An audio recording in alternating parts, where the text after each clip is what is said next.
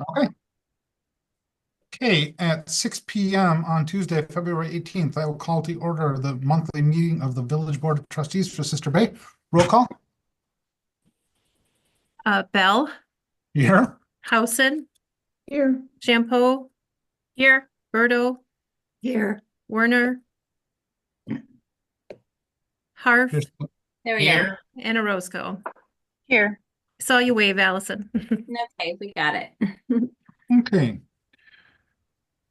Motion to approve the agenda. I'd like to amend it slightly. I'd like to move 7G to after comments and correspondence, since I believe we've got a number of the members of the public here for that. So can I get a motion to approve as amended? I have a question first, Nate. Yes. Yep. We don't have a county board report. Did you talk to our rep about that we wanted him to come monthly? I did not. I will Okay. do that. So moved. I'll second that. Motion by Housen, second by Orozco. All those in favor? Aye. Aye. Opposed? Motion carries. Okay, approval of the minutes from January 21st, 2025. Any additions, corrections, deletions? I have a small one. Hold on, sorry. On line, hold on one second. There was drawings lease update, admin, Marina. I'm so sorry. No, I'm sorry. I looked at it again. Nope, I'm good. Never mind. Sorry. I just had page 5, line 6. My name is spelled incorrectly. Just a little thing there.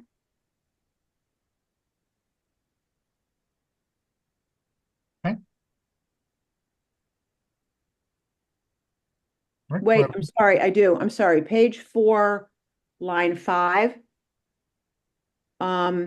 It says board's decision that tax bills will not be remade and send it to the members electronically.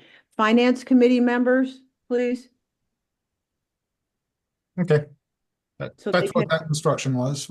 It was, yeah. So they can provide feedback before it is issued to the public. Thank you. Any other changes? Is there a motion to approve the minutes as amended? So moved.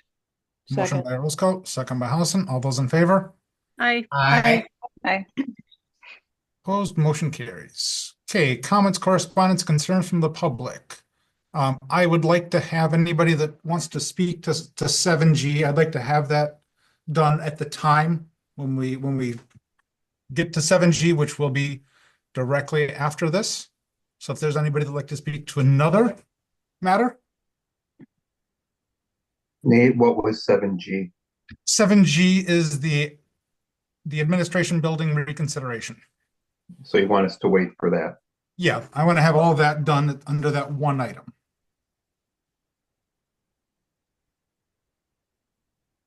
Okay. There was some correspondence in the packet. I do actually. Is this the only time we're going to be able to speak at all So, regarding any agenda item? I'm sorry, I'm Ellen Roberts. hi, Ellen. No, if you're going to speak on the admin building, we want to take all of that on that agenda item. If you want to Okay. speak to something else, now would be the time. All right, this is just something I believe you all should know. I'm looking at the full agenda and I understand that the zoning administrator has some issues that are going to be discussed later today. And I just wanted to share our input if you'll allow me. Now would be the time. Okay, I'll start my video too. That's fair. Okay, my name is Ellen Roberts. My husband Doug and I purchased 10631 Little Sister Road in October of 2020. It was a dream come true. We bought it from the Johannesson Family Trust. They were original homesteaders and owned the property 95 years. Before we closed on the property, we contacted the village and spoke extensively with Bo and Janelle to help us understand shoreline zoning and setbacks.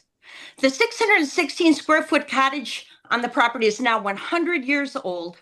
It is uninhabitable for 6 months of the year, and it's time to build. We contracted with Mark Wege Builders to start construction of our new home last fall. which is a single family level ranch with an exposed foundation. I've lived in Wisconsin my entire life. Doug and I sold our 32-year-old family home near Milwaukee just last September, frankly, in order to afford this new build in Sister Bay. All of our belongings are in storage. Since August, our builder has been trying to get a zoning permit. The process has been unpleasant and unprofessional. A short time before we closed on our property, we were shocked to learn that Mitch Schmelzer said our property was undeveloped and subject to a 70-foot setback from the high water mark. Imagine this disappointment. Then Ms. Schmelzer agreed to a 54-foot setback as a settlement. We hired an attorney who wrote a letter questioning these setbacks, and on October 30th, Ms. Schmelzer agreed that we had developed shoreland zoning, saying the zoning code is not clear and admittedly it would be difficult to defend if challenged. Ms. Schmelzer refused to approve her house height and again offered appeal. There should not be multiple interpretations of a zoning code. On December 19th, we did have to appeal on her definition of the zoning code. We were told that we lost because it was a tie vote, 3-3, yet no formal decision has been issued. This is all culminated in a variance appeal meeting tomorrow with the Zoning Appeals Board.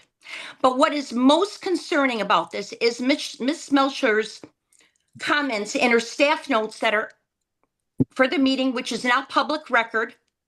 Our attorney is alarmed by the number of misstatements of Wisconsin law and false and misleading facts contained in her staff report. The most disturbing statement being her disgusting, disparaging, and discriminatory comments aimed at my husband's disability, who has a prosthetic leg. She wrote, and I quote, "The owner may want to consider a one-level home instead of a home with stairs." End of quote. We are contemplating taking legal action as we believe these horrendous comments are in violation of the American Disabilities Act. We are appalled that a government employee would even be allowed to make such a comment and treat people who own property in the village with this type of disrespect that we've been enduring for quite some time. I really do appreciate your time.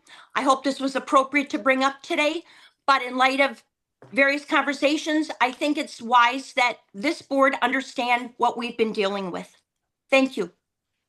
Thank you. Is there anyone else that would like to speak for anything other than 7G, the reconsideration of the administration building contract? Okay, let's go to 7G then. Denise and Patrice, you had requested that you requested this be on there, and according to village bylaws, this is now on the agenda. So I'll let you explain. Well, would you like me to talk first and then open it up to the public after, or do you want them to? You know, I guess I'd like to hear what's changed. I mean, I'd like to hear what's changed before we take public comment, because maybe something has changed I'm aware of. Okay. All right. So I'm going to highlight a few things, and then I prepared a spreadsheet that I would like to share with all those who are attending this evening that Heidi has, and she will be able to share her screen with that document, if that's okay. Okay. So in light of the actions of the new administration in DC, I would like to take the opportunity to discuss with the board some additional information to consider. 1, the impact of tariffs. 2, the Federal Reserve rate cuts. In mid-March is their next meeting, and the best projection for a best case scenario is that there will not be a cut until December. Inflation, number 3, inflation has hit a 7-month high in January.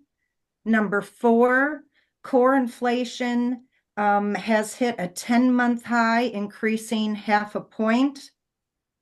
Number 5, if construction costs on a $3 million project go up 3%, it will cost us $90,000. 4%, $120,000. 5%, $150,000. 6%, $180,000. Number 6, this time of year is when contractors are bidding on projects for the year to come so that they can fill their schedule. The longer that we wait, their schedules will be filled. We would most likely get fewer companies that will bid and that will reduce our options for a good bidder. Number 7, postponing until later will cause the village to pay for winter conditions contingency, which costs more, or worse yet, implement change orders, which we did just have to have one on the Parks Maintenance Building a week or two ago to the tune of about $13,000. So I know that there has been a lot of concern and comments from the public that we are not being responsible, that we are not doing our due diligence. And I take issue with all of that, as I always have. So I tried on the spreadsheet to simplify what our debt service for the village looks like. And if Heidi, if you could pull that up, I'd like to walk everybody through that along with a few notes that I have on the bottom. Can you see it okay, Denise? Yep. And I'll ask you then when to scroll down. So this is based on payments that would be made in 2026 and 2027. So our biggest loan, which incorporated the waterfront purchases, the sports complex, the Johnson waterfront property, that $1.1 million annual payment is split between 3 different funds, because 3 different entities is paying for it. As you can see there, the general fund, the marina fund, and TID number 1 is paying off some debt service. So that loan is entirely covered by those dollars. Yes, the largest one being $624,000 from the general fund. We took out a loan for broadband. That interest rate's 4.1. Our annual payment is $260,000. Loan number 67, which we just took out, is for the Parks Maintenance Building at 5% interest. Our annual payment is $295,000. Loan number 69, this is a projection on a $3 million loan, anticipating 5% interest.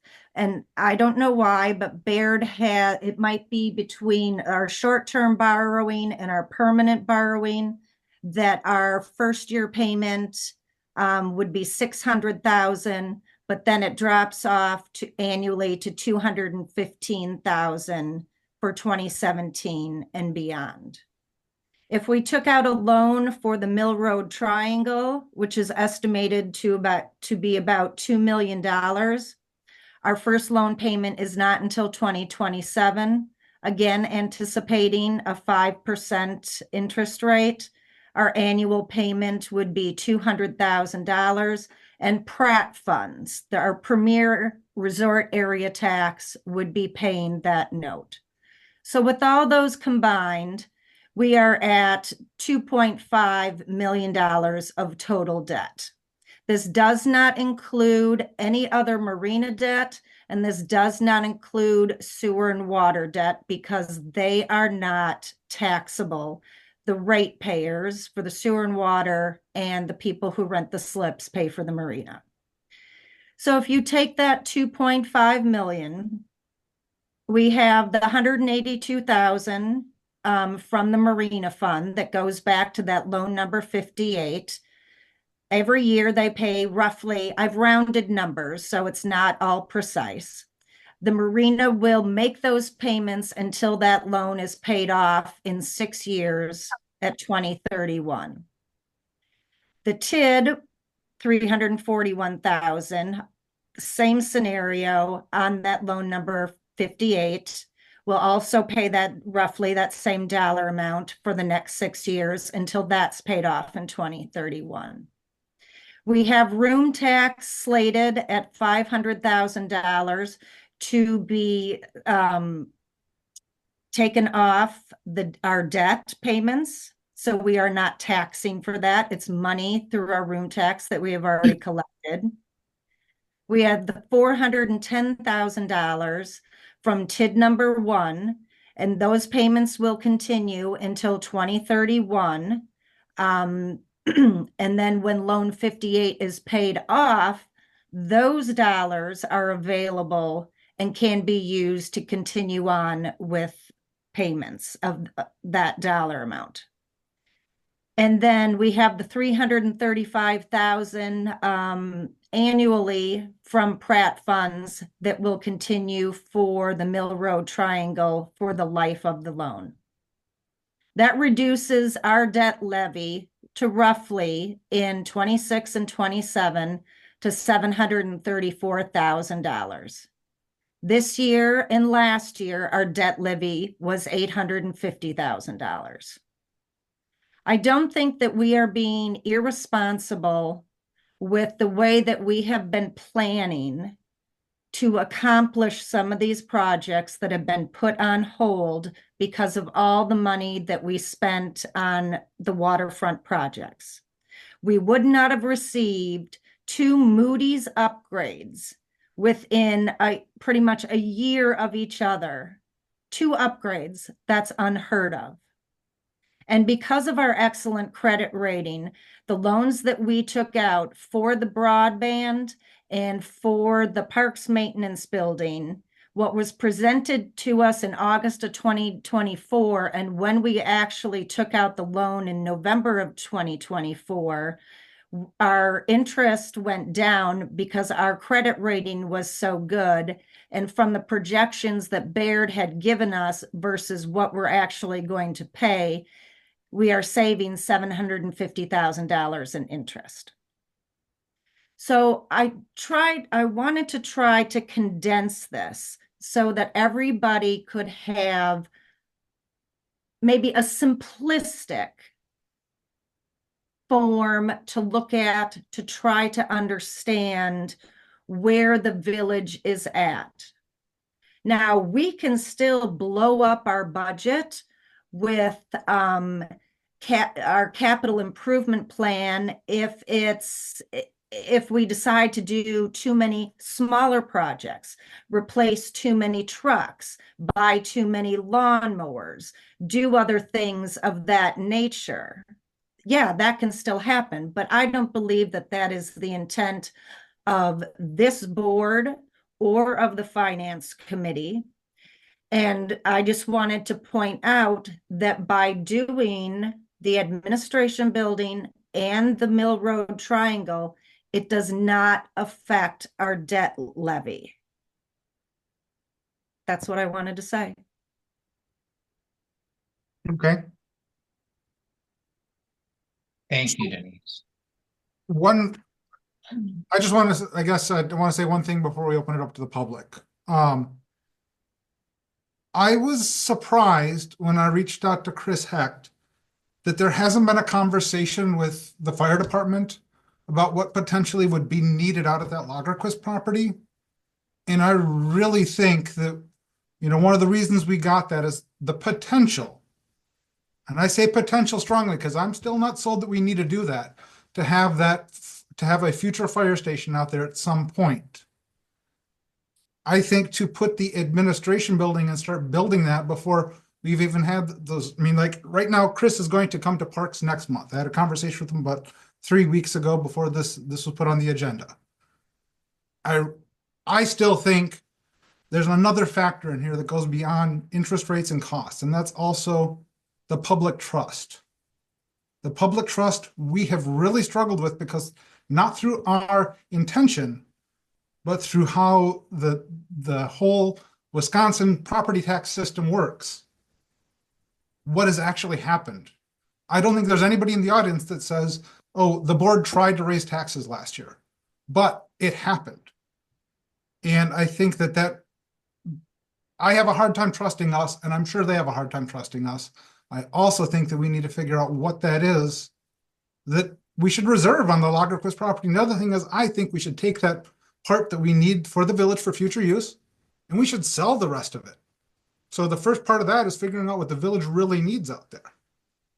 So that's something that I discovered through this in the last month. So I'll throw that out there. Now I'll open it up to public input. Dick?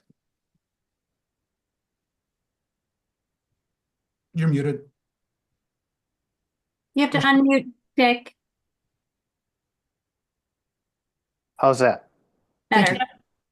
I would just like to state that I absolutely believe that we need an administration building or an enhancement to our administration staff and our facility.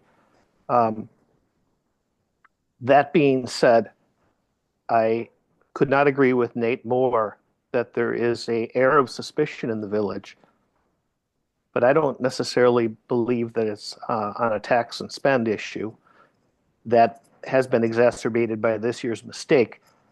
But to me, there has never been serious consideration of anywhere except for the Lagerquist property for this administration building. And it is the perception of myself and others that that 40 acres was purchased under conditions of darkness, behind closed doors and in silence, without ever talking to the public about the need or the intent. Now, as I said, I believe that the administration building is long overdue, but I went out in the last 2 days and looked at village properties and have listened to people talk to me about village property and the administration building, and I have 14 different sites that could potentially, in some minds, be the area that we would build the administrative building on. Anytime I spoke to the board or others spoke to the board about this, perhaps moving the fire station and combining the buildings there, perhaps combining other buildings, it was just listened to and then blown off. And I applauded the board last month when they decided to take a pause, because I really felt that not only was this a pause to recalculate our finances, but a pause to rethink our areas of where should this building be. I don't think it was wise to purchase the Lagerquist property. I don't. And I think it would be prudent not to just spend the unused, not to just resale the unused portion, but to resale the entire property. I think it would behoove us to pick a number of people in the village, 10, 12, and look at the possible sites for building this administration building, and then come back to the board. Those 10 or 12 should include a couple board members, plan commission members, and come back with a recommendation. The only problem I see with that is I have been on previous boards or previous selection committees to look at properties in usage, only to have that study and those ideas shelved. So unless that study was done with some authorization of understanding, I would take a pass. But that being said, I think we really need to evaluate the pieces of property that we have, the areas that this administration building could be built. For example, I looked at the Parks building and the administration portion of that building, meeting rooms that are projected to be in the future, offices projected to be in the future that are already there. And I had to ask myself, have we ever seriously looked at attaching the administration building to a piece of property that is already there, and with some augmentation and some change order, the sewer and water is already there. Denise talks about $3 million. She doesn't talk about the money that it's going to cost to bring sewer and water and asphalt to that particular parking area or that particular building on the Lagerquist property. So thank you very much. Those are my thoughts. Thanks, Dick. I think Anyone that's Paula with her hand up. You're Yep. muted though, Paula. Okay, well,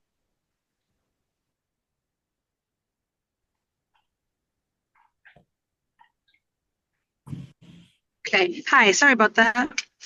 I would agree with Dick, and I would also agree that we need an admin building and that they've outgrown that space.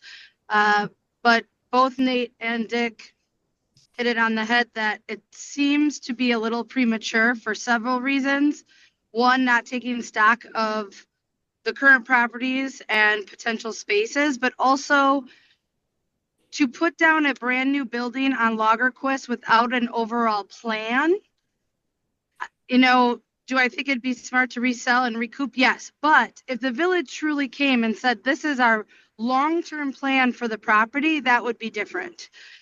Just setting down a building without a plan for the property seems like we're not looking into the future, and I don't think it'd be wise. I also wanted to just make a comment about the bathroom addition to the concession stand. Also, I understand that need, but it seems like for the price that the plans seem extravagantly expensive. And if we're going to spend that kind of money, I mean, maybe look into a trailer bathroom that you can make very nice and then you could use in multiple places. It could be used for Marina Fest. You could rent it out. It just seems like the amount of money to put in bathrooms, especially with the spending that's been and some of that distrust, it seems like an extravagant amount. And I would just encourage the board, you're recognizing our needs, but to really look into as many creative solutions as you can. Thank you.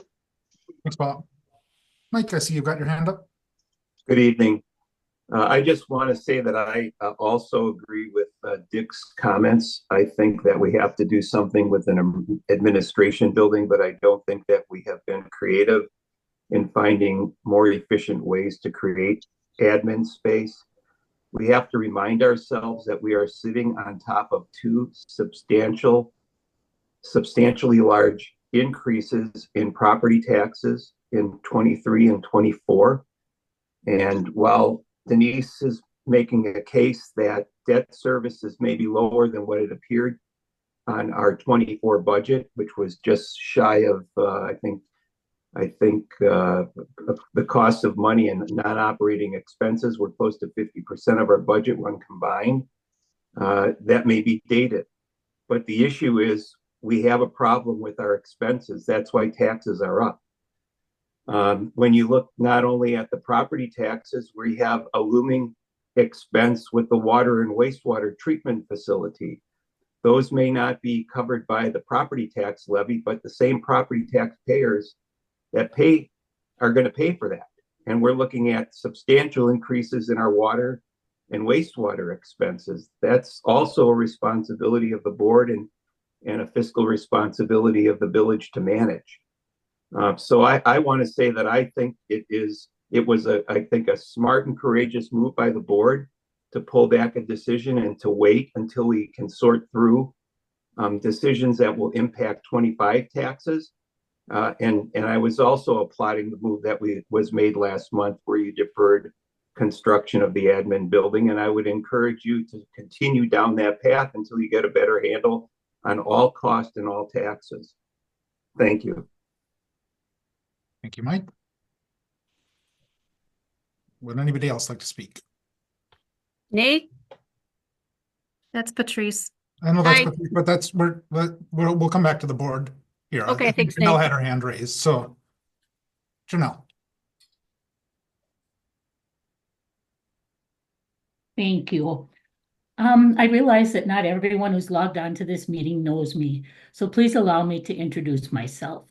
My name is Janelle Supans, and I've been working as the administrative assistant for the village for nearly 20 years now. As I stated at a previous meeting, since I first started working for the village, I have heard a number of different village officials state that the existing administration building would be replaced with a modern, energy-efficient building soon. Unfortunately, that has never happened, as other projects always seem to take precedence or the required funding simply wasn't available. I was thrilled to hear that a new admin building would finally be coming to fruition, and quite honestly was very disappointed to hear that the decision had once again been made to delay construction of the new building. I guess I should have known better than to get my hopes up, but it was a little difficult to not do that this time around, as after the previously mentioned meeting, one of the trustees actually looked right at me and stated, "I promise, Janelle, you'll get a new admin building." It's my understanding that the funding for creation of related construction drawings and the required civil site design work had already been included in the village's CIP. So to be perfectly honest, I don't really understand why it was necessary to once again put the admin building on hold. I and the other employees in the administration office have once again resigned ourselves to the fact that we simply will have to make the best of a bad situation. But as time goes on and the existing building continues to deteriorate, that is becoming increasingly difficult to do. I guess all we can do is hope and pray that we don't get a lot of snow, pouring rain, strong winds, or very cold or hot, humid weather, as the roof and windows on the existing building will continue to leak like a sieve. The doors will whine incessantly and will either freeze in the winter months or roast to death during the summer. We'll also have to continue to deal with the fact that there is no such thing as a private conversation anywhere in the office, and we'll have to ask the folks from the pest control company that has been hired to come up with an even stronger concoction that will keep the big black ants, the spiders, the centipedes, and assorted other little creepy crawly things at bay for a few more years. Unfortunately, if we ever find ourselves in the position of having to remove all the storage boxes from the old fire station before a new admin building is actually constructed, we're basically going to be in for a world of hurt, because there really is no other option available other than to pile all the old dilapidated file storage boxes throughout the existing building. This will not only be very unsightly, but there will be potential for staff members and or visitors to the office to sustain any number of injuries, as the boxes are quite heavy and they will be blocking some of the walkways. In conclusion, I would like to state that I personally will be hoping and praying that the sewer lines outside the existing admin building never, ever, ever back up again.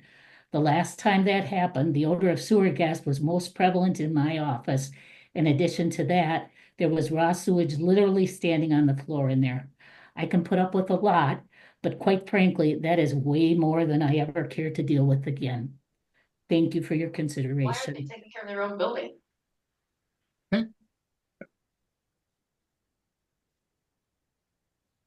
Yes, sir. So if you could state your name. Rodney Hidding. I understand that we need a new administration building, and I understand where Denise was coming from too, and talking about the debt. But the reality is that we have a lot of debt, and we have a lot of expenses. And our expenses in Sister Bay, for all the money that we've spent through the years, are way beyond what other villages are, and way beyond Liberty Grove. You know, we are now 299% of the mill rate of Liberty Grove. Is that acceptable? I don't think so. Thanks. Thank you. Yes, Mickey? You need to unmute yourself, please. Mickey, you still need to unmute yourself, please. We can't hear you. Yes, thank you. Gotcha. I agree with everyone else about the fact that it is well known that the administration building for a long time has needed to be replaced. The problem is that village trustees have chosen to buy waterfront property, to buy the Johnson property over the assessed value or the real value of it, and has really put our village in a hole of debt. And if you talk about, you know, not trusting, we'll go back to what Dick said. You know, the whole purchase of the Lagerquist property was done like out of nowhere. It's very, very difficult to swallow all of that as a resident and a taxpayer. I also, I'm sorry, I just lost my train of thought. Let me get back. Oh, so at one meeting, Chris Hack had said that I attended that he has been misquoted about saying that we need a new fire department. He didn't think that we needed that for maybe 10 or more years. I've also been involved and studied many of the plans that we have paid for from various planning committees. And again, as other people have said, there's been so many of these things and then they just disappear, never to be brought out and prioritized and actually have a plan for the further growth and execution of the buildings in our village. We have multiple buildings and sites to consider, and I would highly recommend that we put a pause on doing any other building or construction until we get those other plans and studies looked at, and we come up with a reasonable plan for our village that will not be so extraordinarily expensive. And it doesn't matter if we don't build right now. We have enough debt right now. We'll just take care of what we're doing and then move forward with a safe plan for the future. Thank you. Thank you. I'll speak for 2 minutes if you don't mind, Nate. You can have 3 minutes, Heidi. No, I'll take less than that. So I'm Heidi Teich, the clerk for the village, along with Janelle. I work in the administration office, and I can't dispute any of the comments that she made. And I don't think there's anything I can say to convince anyone of the need for the building because it sounds like everyone knows we do need it. I can only just say how disappointing it is to have been working through this process of looking at designing a new administration building for well over a year. To get to the point where now it just stops. As like Janelle, I had my hopes up for the last number of years that something better was going to come. We do everything we can to not require a lot of maintenance and upkeep on that building because we were frankly told there won't be upkeep done, that a new building will be coming. So I do hope that at some point a building does happen and it just doesn't end here. Thank you, Heidi. Nikki, I'll give you just a very brief response there. I don't see any reason why there cannot be a building rented or moved for them to house the administration building. And, you know, I believe it's up to the trustees to find that place. Thank you. Thanks, Becky. Okay. Patrice, you wanted to speak? Bridget has her hands up too. Oh, I'm sorry, Bridget.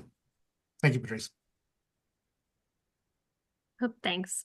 Bridget White, Sister Bay. I, like everybody else, agree that we need somewhere else for the village employees to be working. Their working conditions sound kind of disgusting, quite frankly. And it's just not something that they should have to be in for very much longer. But I do like the advice of some of the other people who spoke, particularly Mr. Burris. I think maybe we can take even a limited amount of time. Like, is it possible to take maybe a few months, have like a rapid fire committee, explore these 14 options that he brought up, and just come back to the board within 2 to 3 months with recommendations? And if after that point, it's deemed, you know what, none of those are really going to work. Those were great ideas, but that's not going to happen. Then you go ahead and vote yes on going forward with the Stantec plans.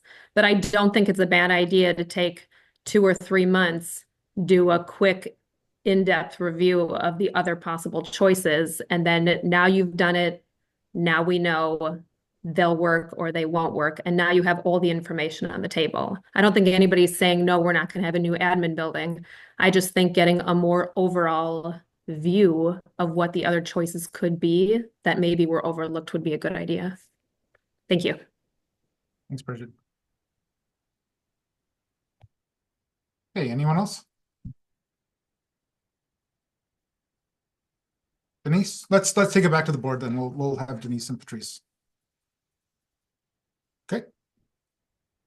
Go ahead, Denise. Okay. So I'm not going to comment on everything on those who chose to spoke on some wrong information, but I am going to talk about this. When we hired Baird back in 2017 to come up with a long-term financial plan. In 2017, we were at the point where our borrowing capacity or our borrowing power was down to $5.5 million. By Wisconsin statutes, we can only borrow a certain percentage of our assessed valuation. I can't remember where we were, but it was very high. We purchased all of that waterfront property, knowing that, and my argument at the time was, yeah, it was going to hurt. The Johnson property came up much quicker after we had just purchased Helms than what we had anticipated. But when you took all those dollar amounts and the redevelopment of it and you divided it by forever, it was minuscule. So I still support that we made that choice to purchase waterfront for the public, for everyone to enjoy. And we all knew at that time that we would be strapped for years to come. And that was the conscious decision that we made. So going back to hiring Bear to help us with our debt management and our financial situation, the village over the last 8 years has worked extremely hard to pay down debt and get us to the point right now where even if we borrowed the money for the Mill Road Triangle, which is sewer, water, roads, and the administration building, our borrowing capacity would be, we'd still have 66% remaining authority, almost $30 million, when 8 years ago, we had 5 million left. So I take it as somebody who has sat on finance really personally when you say that our debt is too high. No, our debt was high. We are exactly where we need to be with our debt, with trying to accomplish projects, with trying to move forward with things in the village that we have been planning on and waiting for. And I am really, really disheartened. And I'm happy to hear that everybody who spoke tonight thinks that we need an admin building, but no longer has the faith that we have done our job, that Parks has been talking about this for years, that we have looked at alternatives, that we have hired consultants to help us. Really disheartened. Thank you. Patrice?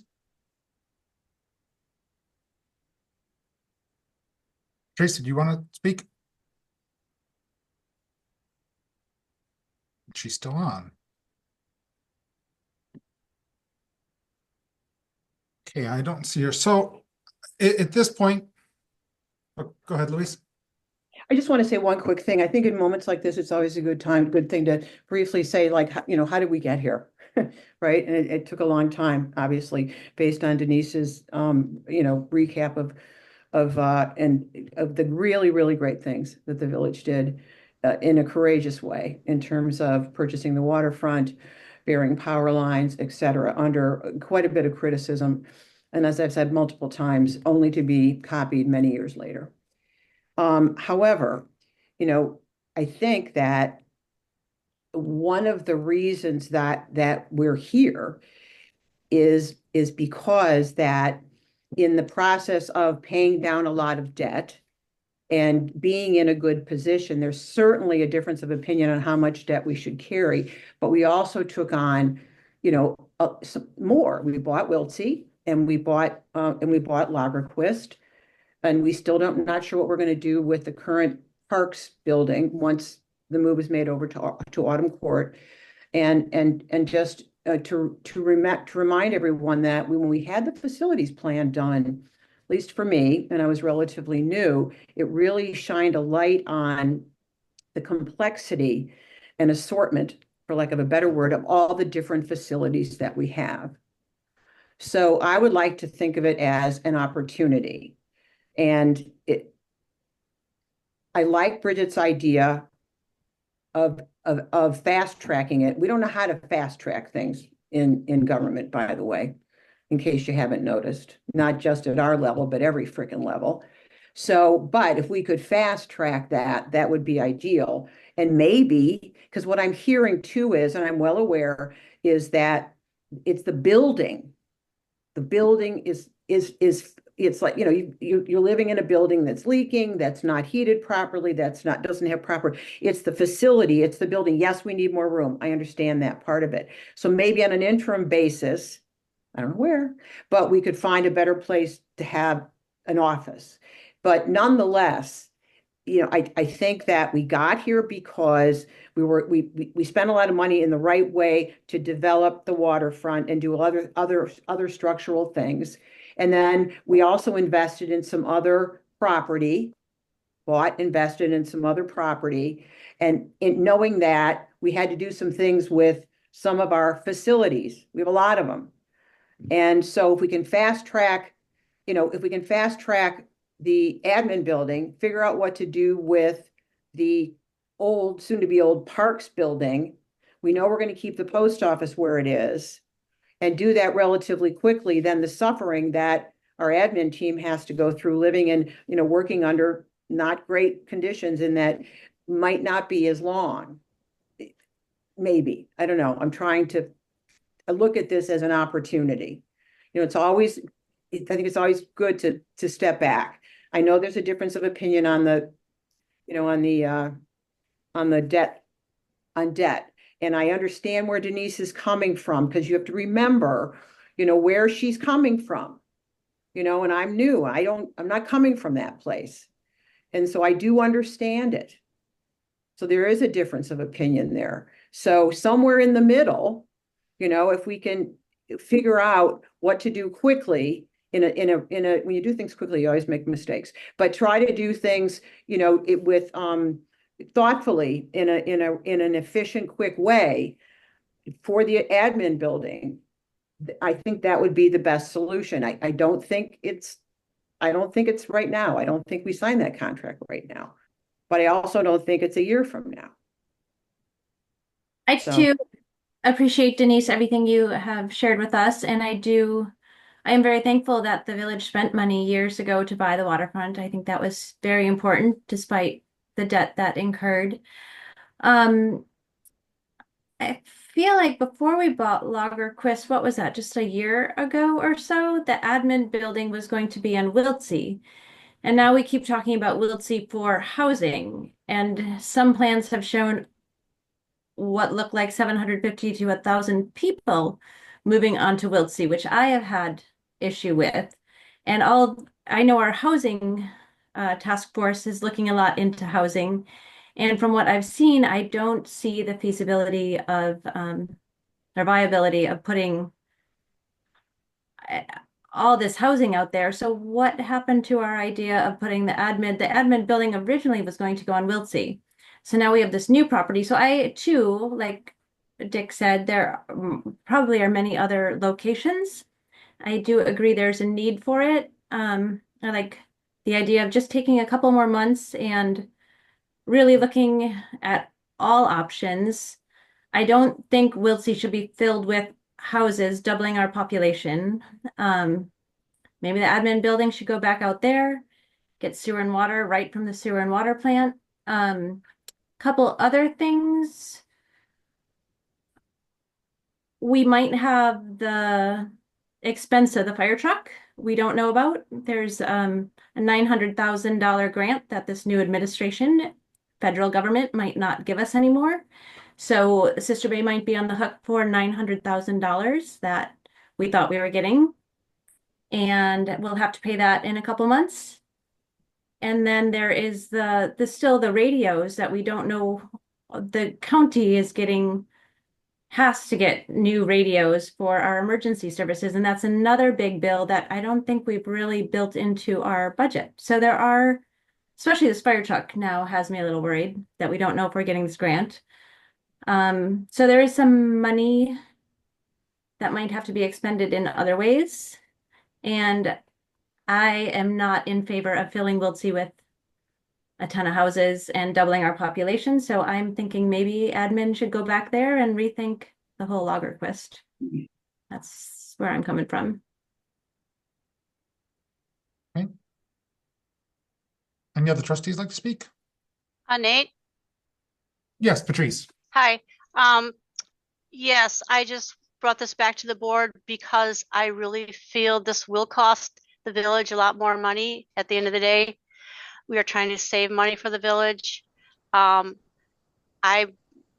know that the concept of we have 14 other properties that this administration building could go on, I'm having a hard time wrapping my head around that.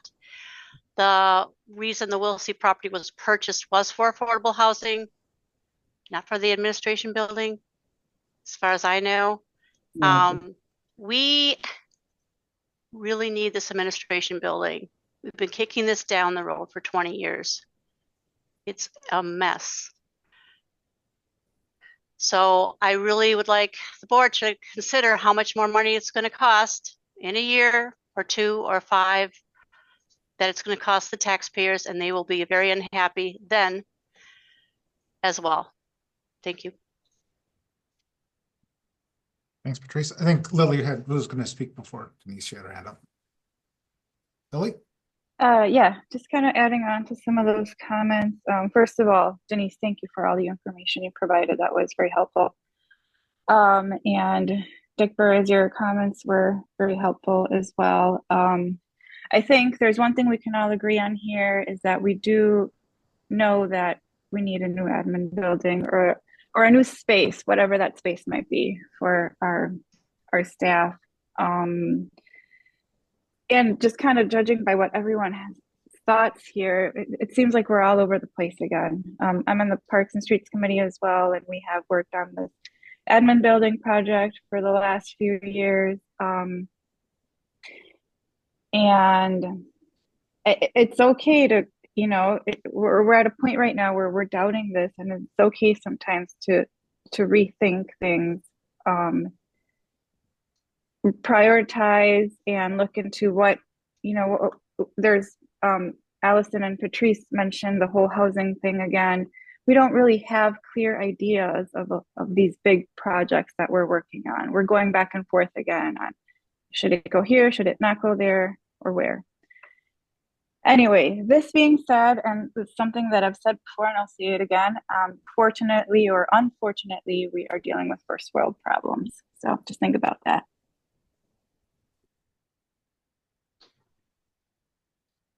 Okay. Could I add something, please? Denise had her hand up here first, then we'll get Okay, I'm sorry. No, it's okay. I just wanted to ask Allison a comment. To my understanding, it's not 900,000 that the village is on the hook for. It would be 1/3 of that. Am I incorrect? Oh, you are correct. I'm sorry. I keep thinking 900,000. You're right. Liberty Grove gets 2/3 and we get 1/3. 300,000. Thank you, Correct. Denise. That Yes. is very true. Kurt? I just wanted to say I agree heavily with Denise on all that has been said, and I understand the problems throughout the community, but I believe that the administration building is a priority. And the thing is, we don't want to keep going into different places that are going to be reconstructed when I know that at times of the elections, that the people in the office have a rough time bringing all this stuff from there. They're always in all these different sites, and this new building is going to include all the spaces we need to work efficiently in that position. So I'd like to see it go forward as soon as you can. Dick Burris is correct, but we don't want to kick it out another year. It's not right. Okay, so at this point, somebody that voted against this would have to reconsider for this to come back up.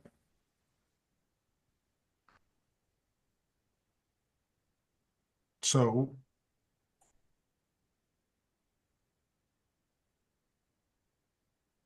we'll hold on here for a minute. If there's anybody that does want to reconsider, we'll certainly hear that.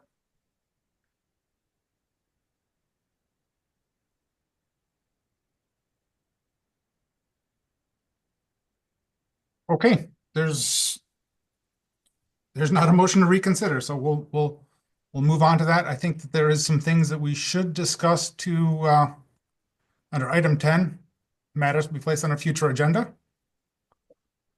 So we'll circle that back to there. Denise and Patrice, do you guys feel heard? Do you feel like there was an opportunity for this reconsideration? Just want to make sure. Feel that we were Absolutely. heard. I have faith in the process. Okay.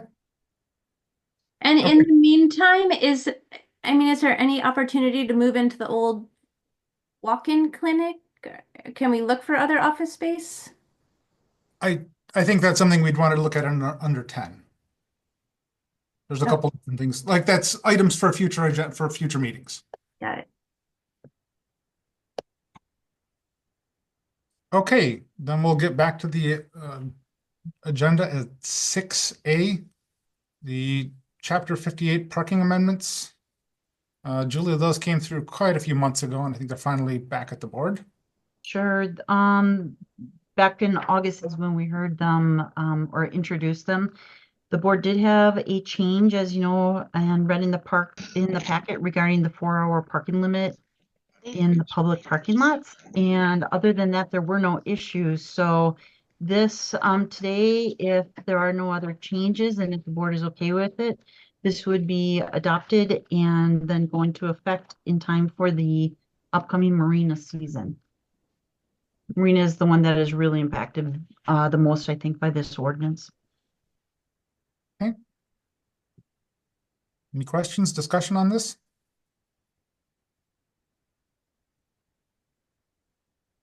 Somebody want to make a motion? So moved. Second. I'm sorry, does that motion by Roscoe, second by Housen? Did I hear that? Yep. Okay. All those in favor? Aye. Opposed? Motion carries. Okay, introducing Chapter 50, Health and Sanitation. This came from Plan. Right, so this is, the Plan Commission had considered this and recommended it to the board. We do have to introduce it, and then if we don't have any changes, then we would bring it back next month for adoption. And basically what it does is it clarifies that if you're a short-term rental and you have that contract for garbage service, it's year-round. You can't just shut it off and on when the renters are there. That has been, I know we've had some concerns in talking with the garbage company where people are asking to turn it on and off and they're like, we can't be turning it on and off. And then also, I don't think, my understanding was it was never the board's intent to have it be something that would be turned on and off. Rather, if you had a short-term rental, you were signing up for that year-long service. I spoke with Going Garbage and they did not seem to, they said, no, it's the village who is not allowing us to turn it on and off. And I know in Ephraim, people can easily turn off their garbage seasonally, and Going Garbage has no problem with that. So I don't understand why a short-term rental, if they're only in operation in the summer, can't just put it on a seasonal hold. I mean, it doesn't make any sense to me to have to plow driveways or have the garbage guy going in and out of 40 places that don't need pickup if they're all shut down for the winter. I don't understand why we would force people. It just seems like a waste of everybody's time, money, and energy. I feel that if a short-term rental is not being rented for 6 months of the year, they should be able to turn off their garbage service. Well, Right, they wouldn't need their garbage service at all if they're not occupying the house in the winter. Well, that's what I'm thinking. So, but it's my understanding that we're. But I mean, so there would be no garbage pickup anyway. So there would be no expense incurred if there's just no garbage pickup. I think they still drive in if there's no garbage. I think the resident should be able to call them and say, we would like to suspend service, and then they call them back in May and say, we'd like to start service up again.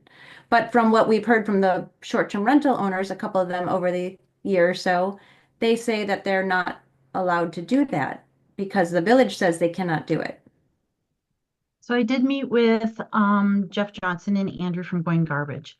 And they did talk about the problems that it causes. For example, how do you schedule your routes? How do you schedule the men, or I'm sorry, the crew, if it's constantly changing? You know, this week we're gonna have to drive into all 115 short-term rentals. Next week, maybe it's only gonna be 75. And how do you track that? It's just labor intensive for them.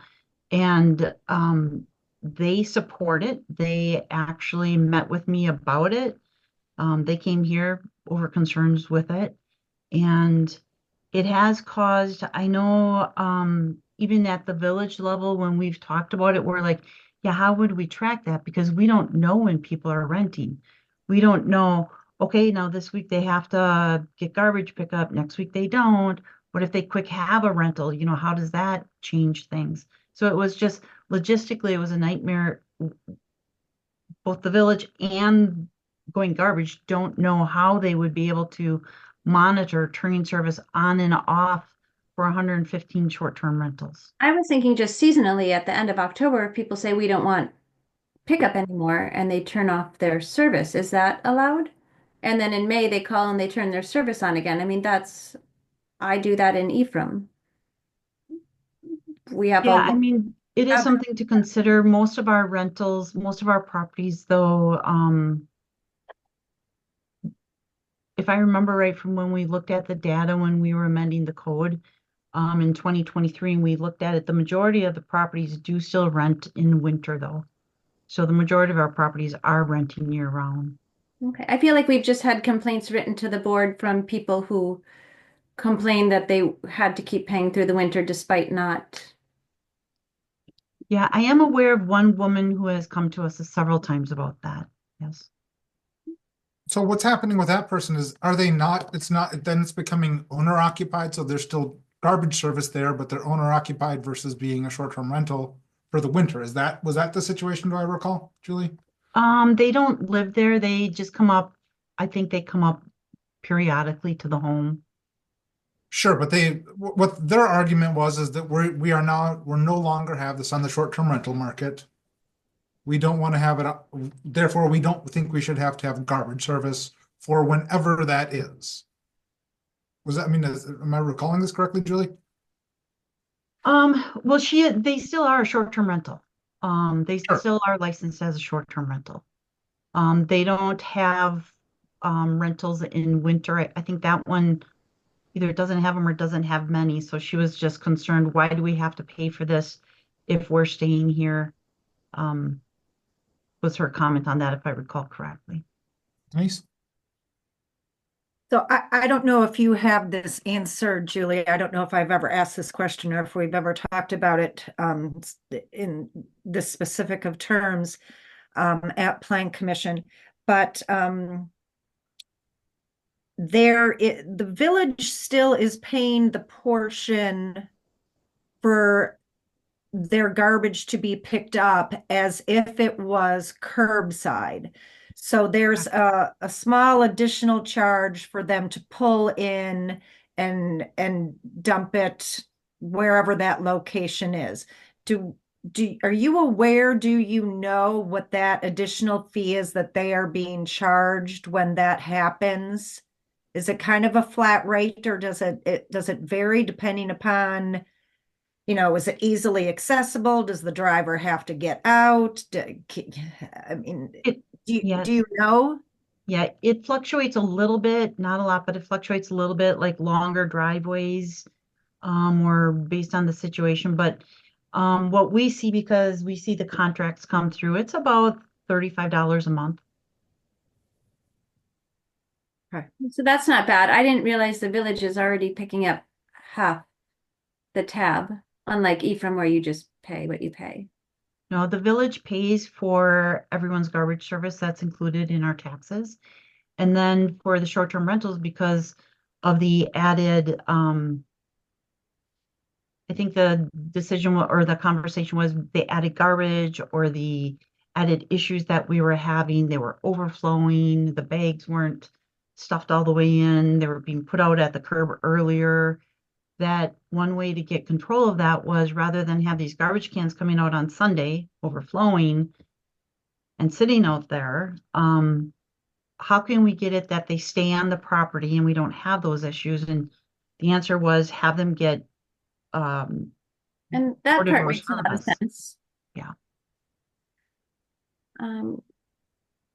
So the 115 units that they go to, I'm not sure what those are because we have 88 single-family homes that are short-term rentals. All the others are part of large units. We have 138 hotels and motel units. We have 242 resort units, inns and condos. So they're all, that going garbage is going to one place there. They're not going to an individual home. So we have 88 individual homes. This is as of August 2nd of last year, and it hasn't changed. I don't think. Maybe it changed a couple, not much. So we have 88 individual homes that are short-term rentals, which, by the way, is 14% of our total inventory. We have 706 individual homes in the village of Sister Bay. But nonetheless, so this is for individual homes that are concerned, because if it's a condo or something, there shouldn't be a concern.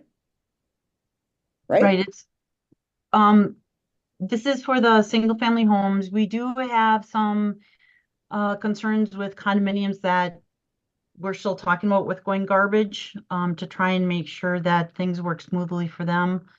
But you're correct, Louise. This affects as it says in the ordinance amendment, it's for single family, duplex, and threeplex dwellings.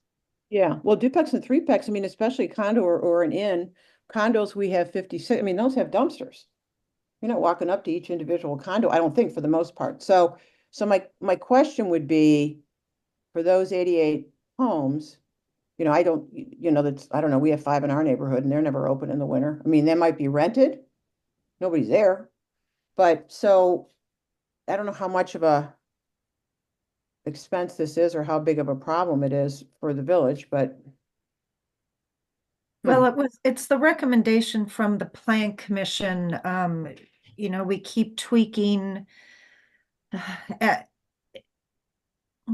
the rules a little bit, because we're trying to streamline it as much as possible. And the reason why we originally went in this direction was because there were so many garbage complaints and it was taking up staff's time, a lot of time on garbage complaints. And so this kind of solved it. And this just kind of cleans up a little bit of a loose end. If you're not here and if you're not renting it out, you don't have a bill. If you are, you pay the bill. Yeah, I don't know when they get billed or under what conditions. I just know that, like I said, it's for the garbage company, and then of course for us, logistically to turn it on and off when property's being rented it's impractical. You can't do it. And so far, everybody, I don't want to say everyone, I would say a good 99% of the people have not really questioned it. We have had that one property that has not been happy with it, the fact that they can't turn it on and off. But everyone else, to be honest with you, they're just paying it and they haven't complained, at least to us, about it. I'm sure there's some people that are not happy about it, but we haven't heard those complaints, so. Okay, well, my other comment was, to me, this doesn't read as if it needs to be subscribed to year round. I didn't feel like this clarifies enough what the rule actually is. Yeah, I thought it was year round. That's the way I read it. Somebody else might read Oh, it you do? differently. And it sounds like the problem is mostly during season. Well, it says for those dwellings licensed as short-term rental, Right. they shall subscribe for door-to-door service, whether occupied as a rental or on a daily basis or not. I feel like if you want it to be year-round, they shall subscribe for door-to-door service year-round. Right, it's not clear. Well, if you read up what Chapter 18, Article 4 says, our short-term rental code, it talks about require the service throughout the year. Okay. So then, why do we need this? Okay. Okay. I still feel like they should be able to turn it off at the end of the year, but that's just me. Well, it sounds like we got different information from going based on what they told Julie and what the discussion with Allison. And Well, I just asked quickly on the phone one day. I don't think they really felt like talking to me about it. I think they felt like they were going to get in trouble with the village if they said something. Probably. So Okay. they were trying to be, they didn't really engage with me. Okay. They said it's the village. The village is, yeah, he really wanted to not give me an answer. He Okay. said it was the village's idea and plan, not Okay. theirs. I'll make a motion.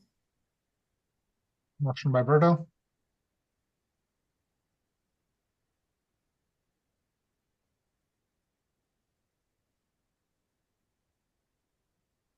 I saw your lips move, Kurt. Yeah, second. Second by Harv. All those in favor? Aye. Aye. Aye. Opposed? Nay. Nay. That was 3 nays. That Yeah. was Housen, Warner, and Orozco. No, I said aye. Oh, you said aye? Orozco, aye. Okay, so that was Warner and Housen against. Okay. Yeah. Motion carries. Okay, so that'll be scheduled for next month's board meeting for adoption.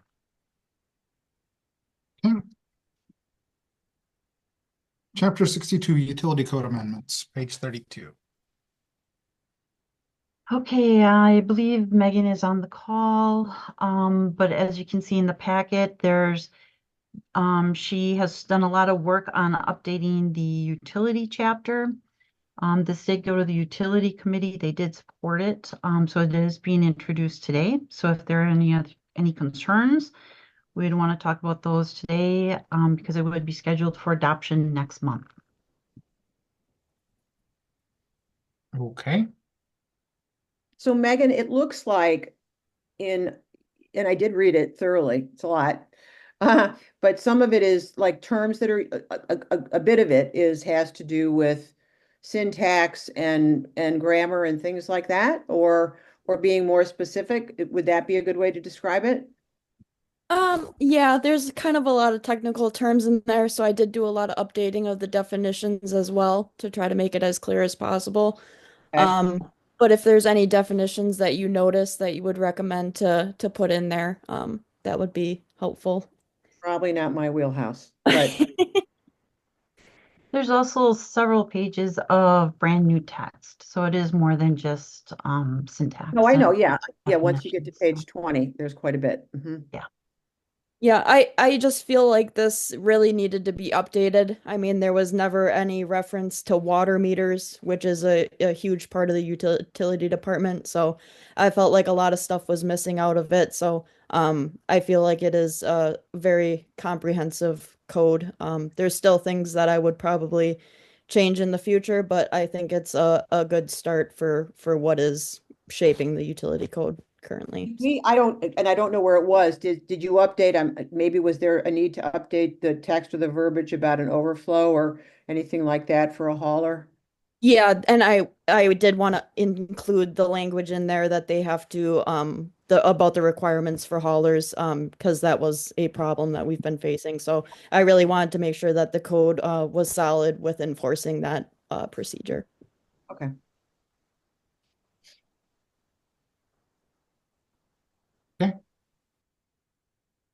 Anybody have any other comments on that?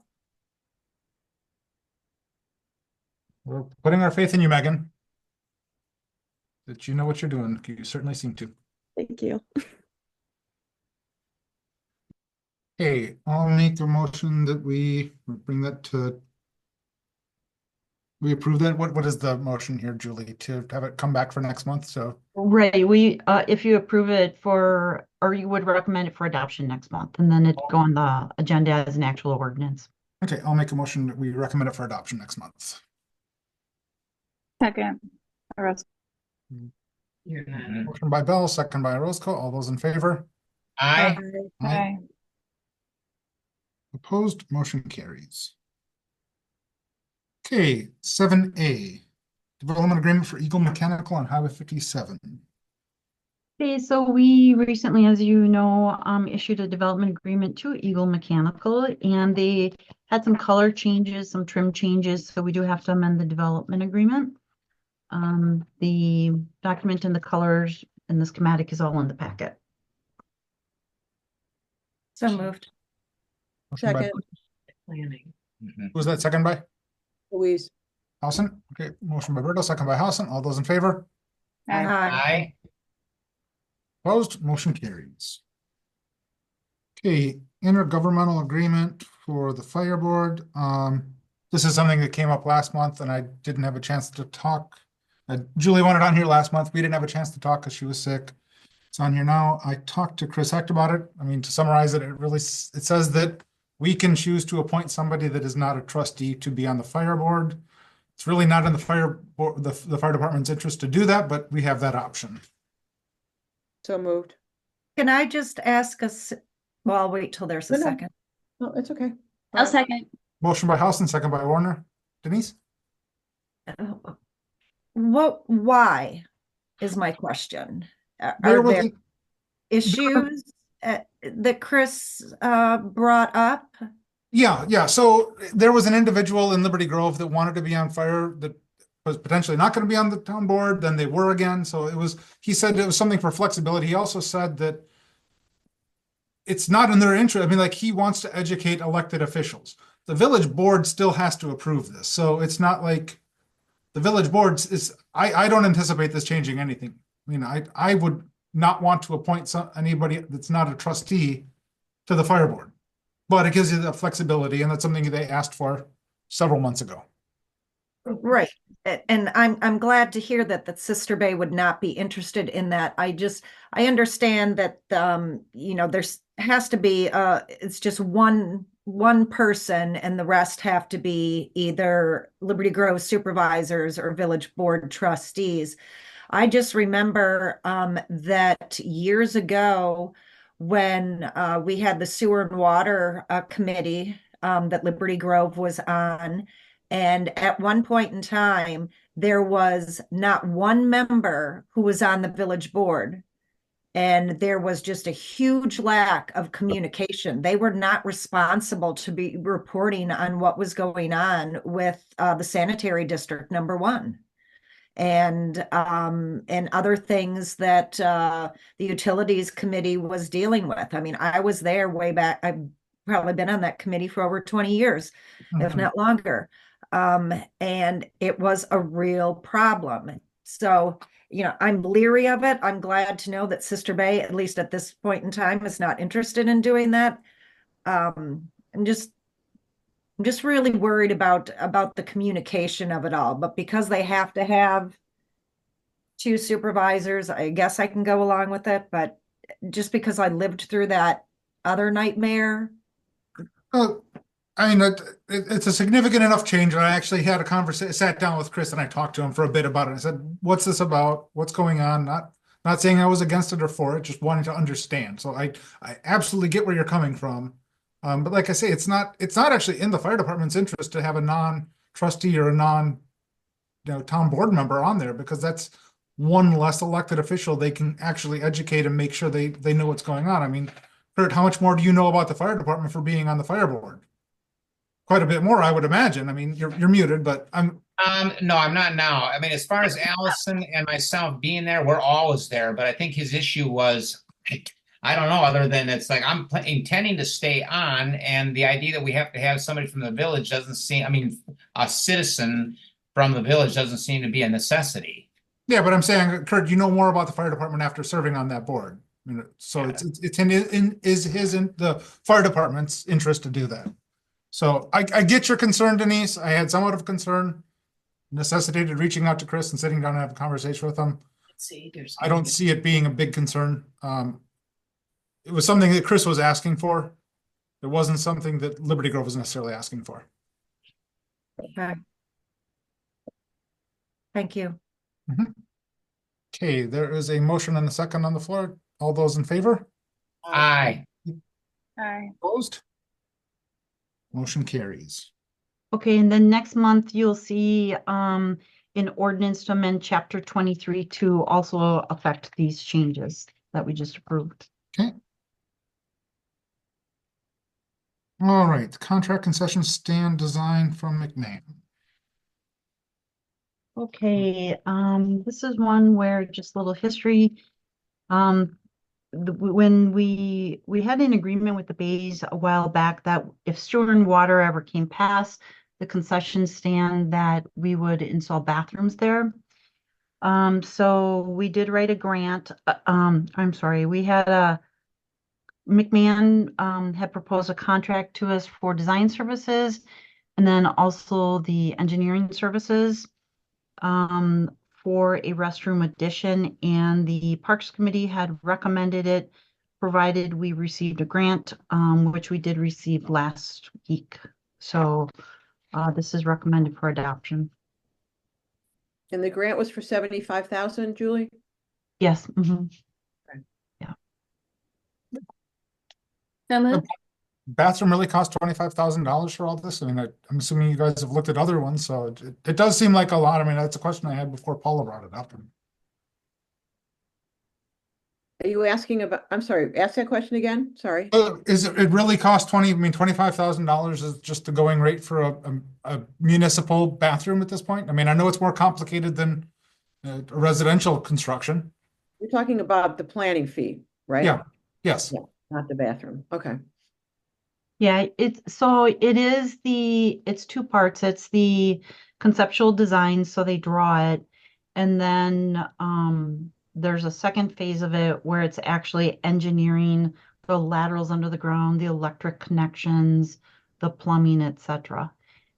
So that is what we're getting for the $25,000. And then in opinion of probable cost as well, which Okay. is the rough estimate of what it would cost to actually finish it.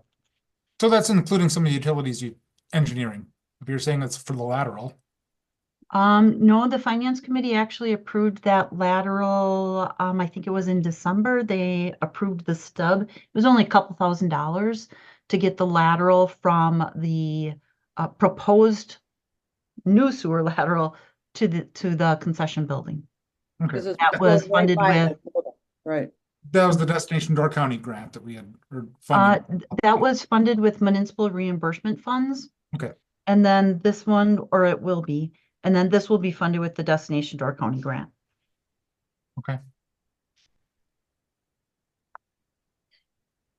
Warner made a motion. Motion by Warner, Second. second by Harf. All those in favor? Aye. Aye. Opposed? Motion carries. Okay, wastewater treatment plant facility study. Okay, so Megan can fill in the blanks on this one too. But basically, the utility committee had released a request for proposals for a facility study at the plant, and it's to look at the existing facility, the existing operations, shortcomings, capital needs, and then also to look at the issues we're having with, of course, the solids handling. You know, should we continue to drive it to Green Bay?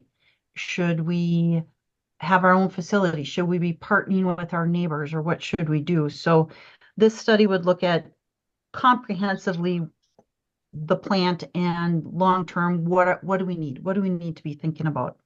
So they had 6 RFPs they considered, and they had recommended McMahon. And Megan can answer any other questions about the project if you have them. Hey, Julie, can you hear me? This is Patrice. Yes. Thank you. That's all sorry. Shoot. Go ahead, Louise. Megan, I had a quick question. I read through this and I can't remember what page it was on, but I got somewhere in here, I read that, did you meet with representatives from a couple of the other municipalities about the possibilities of, getting together to build a facility that we would all share. Am I right about Yes. that?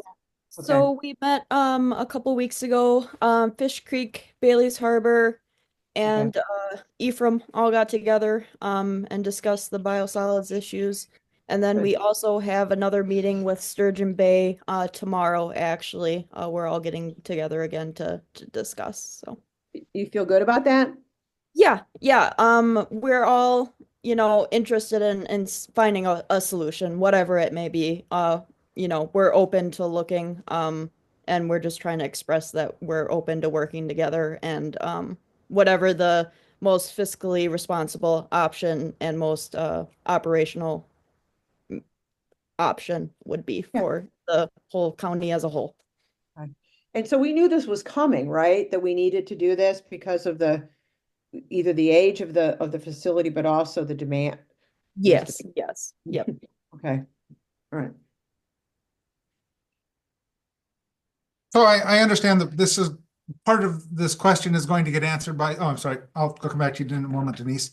Part of the point of doing this study is to answer this question, but do you think that our footprint out at Autumn Court is going to change with this? I mean, it's something that was brought up to me by a member of the public saying, okay, well, is the utility plant still going to be in there? And is one, what's your gut reaction to that? And two, is that the kind of information we'd be able to get from this?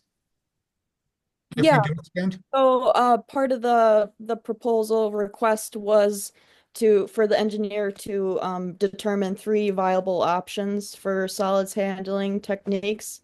So whatever the footprint of those options would be applied in the final plan. It could go to many different ways. I mean, there's many different technologies that they may look at. So having those 3 solid options would help us narrow down what the footprint would be and what the space constraints would be on that. I say that because I think for years we've heard that we've got more than enough room out at Autumn Court for the utilities that we were doing. This would be adding to it, and I think it's important that we plant that seed that we might need a little bit bigger footprint out there because that situation has changed. We didn't know that we weren't going to be able to haul to Sturgeon Bay at this timeline. This is a change that's impacted us and is going to change our plan. Yep. It's important to remember that the plant will have to expand as the village does. So, we don't want to be cut off from growth limits because you're always going to need more equipment, more processes. So yeah. Sure. Denise? 2 things. One is referencing your question, Nate, and when Parks was working on where we should, between the dog park, where the cold storage was, where the new parks maintenance building is going, the sports complex, possibly the Wilsey property, the community gardens. When we were determining where our vision was to put everything that we wanted out there, we did incorporate space to do something with the biosolids. So Parks did talk about that. Now, if it's exactly, the same square footage, but we did address it to a certain degree. Okay. But yes, this will get much more specific. Secondly, I just wanted everybody to know that we received 6 proposals and 3 of them were extremely good. And I think there was 1 tweak to our top 3, and we started with McMahon. If they could do this, that's who we would recommend, and they did. If they couldn't do it, then our second person had a tweak, and if they couldn't do it, then we went to the third, but was really, really pleased with the top 3 that we discussed. Great. What was was price the ultimate reason you went with McMahon, or because of familiarity, or what? Their proposal just kind of blows everybody else out of the water. But like I said, the other two were right behind them. They also really had great proposals. McMahon also had lots of firsts in biosolids management and a lot of expertise. They were very good in understanding the village and needs. They set a lot of trends. They have 115 years experience and they've worked with many of our neighbors. Those were some of the reasons I chose McMahon over the others. I also liked McMahon a lot because they took the time to highlight the PFAS situation as well. So I was very impressed with that as well. Good. So So they're going out 10 and 20 years, right? And it says they're based on population projections for the village. When we look at population projections, so in this case, it's for the wastewater treatment plant, we could be looking at it for another place, for another project. Do we always use the same? Do we always use data? The data we use has always come from the same place? I believe so. I'm just curious. Well, the data is pretty, it's, you know, a lot, in this case, a lot of that data is based on what are you using, what are you finding, you know, the flow, et cetera. So it's pretty black and white data. This says it's based on population projections. This is out 10, 20 years. What do we use? Right. Well, we know how many gallons per person we currently use, and you can use that for projection. So, I mean, it's a pretty black and white science, I think, that they're using on that. It's not like you're looking at different, you know, like different consultants are going to have different ideas. I think it's pretty standard. They're all able to calculate that. They're all going to say pretty much that we're at 1,200 people now, and we're going to be at 1,500 in 20 years, or we're going to be at, I'm wondering where they're getting the data, that's all. Oh, I understand. You can grab data from anywhere. Yeah, I understand. I believe they'd be looking at the Department of Administration data. Okay. I'm sorry, this is Chad Olson McMahon. We would be looking at DOA data to start. Okay. And then share that with you and see if it makes sense for what you guys see growth for your area. Okay, great. Yeah, I'd love to see what that looks like. Okay. Thank you. You're welcome. Okay. Anybody want to make a motion? So moved. Second. By Berto, second by Champeau. All those in favor? Aye. Opposed? Motion carries. Okay, TID information requested by board. Okay, so I did reach out to Adam as requested and got some information from him. Basically, the information, like I said, is in your packet.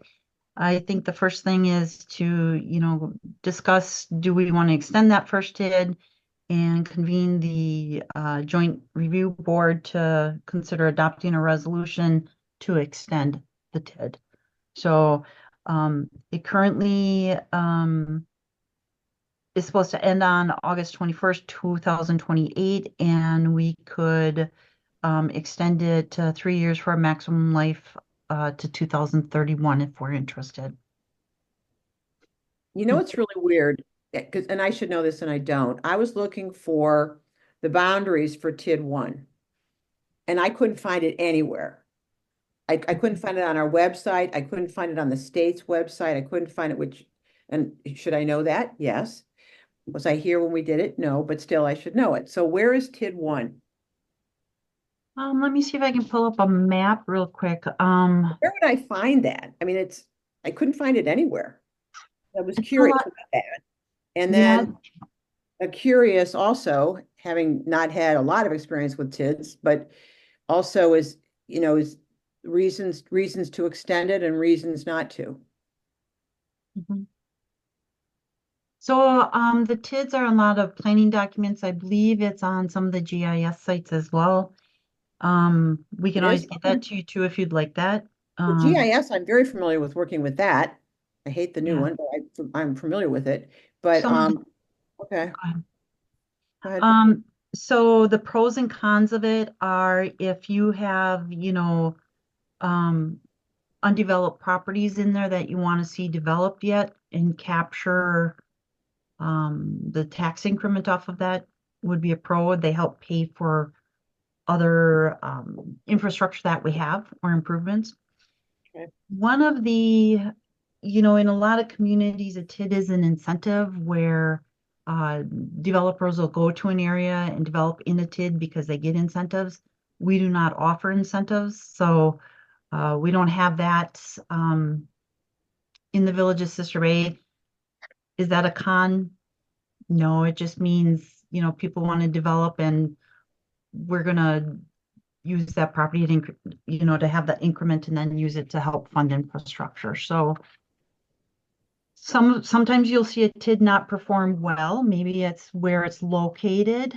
TID 1, I started out slow and we've seen a lot of work in there. So I don't know. I personally think it should be extended, but that of course is, up to the board what we do with that. Can you just give me the general location of where it is? Sure. TID 1 is going to be down south part of, or Highway 57, Country Walk, that area in there. So all the way south to Liberty Grove or east? No, it doesn't go that far. Okay. And then it comes all the way it comes to 42? Yeah, I'm just going to see if I can pull the map up for you real quick, Louise, okay, while you guys are talking? It's that corridor. I got the idea. Okay. Yeah, Denise? Oh, one other negative, I think, and correct me if you can listen and look for that map at the same time, Julie, correct me if I'm wrong, is and I don't necessarily have an opinion as being on that joint review board for the TIDs, is that as soon as you close your TID, if we didn't extend it, the village would no longer have TID number 1 worksheet. So you would not be seeing that difference on the money that is collected from the TID that only can be spent in the TID. And then it just kind of goes into the general pot, the general fund of taxes. So that's one other aspect of it also. So you kind of need to weigh, is there still money that, that the general fund prepaid a lot of this, because for many, many years, maybe even close to a dozen, it just was not performing. And so there was no money no development that was occurring, no money that was going into that fund, yet we were doing things in that TID.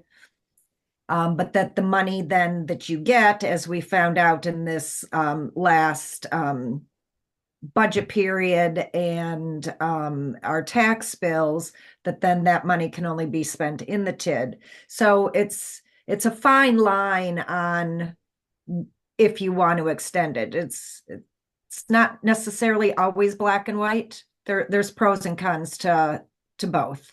And that's what we will have to weigh once the audit's over, once Baird gets involved, and we sit down and we go over the numbers on what Baird presents us and have a conversation on what we think is best for the village.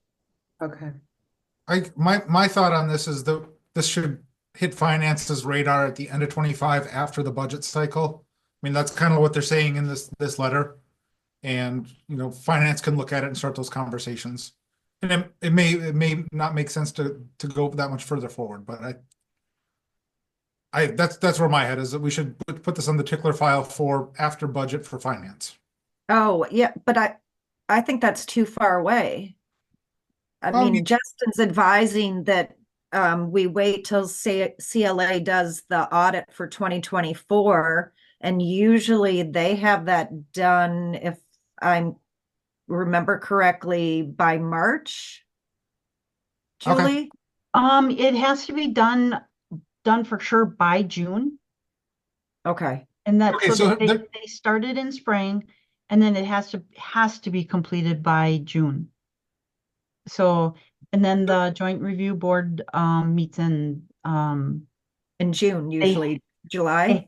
they have to meet, if I remember right, they have to meet by law in June. So then the village board should make that request by budget time then, if we're gonna actually have it done in 25? It says consider requesting an extension in late 25 or in early 26. He's advising not to wait until 27. Yeah. But Well, I'm that- saying we can start talking about it, or once the audit's done, and then give that information to Baird. That might take them, a month or two Yeah. to compile the information that we need, but I think we can get to it sooner than the end of the year. So let's look at it when the audit's complete. Fine. Okay. Okay. Okay.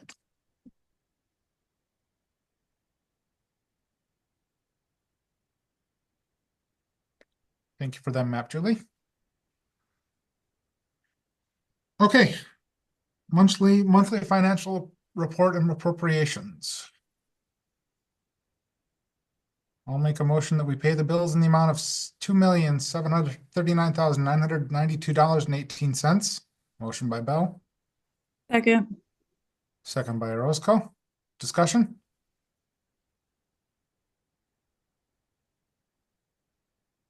Okay. All those in favor? Aye. Aye. Opposed? Motion carries.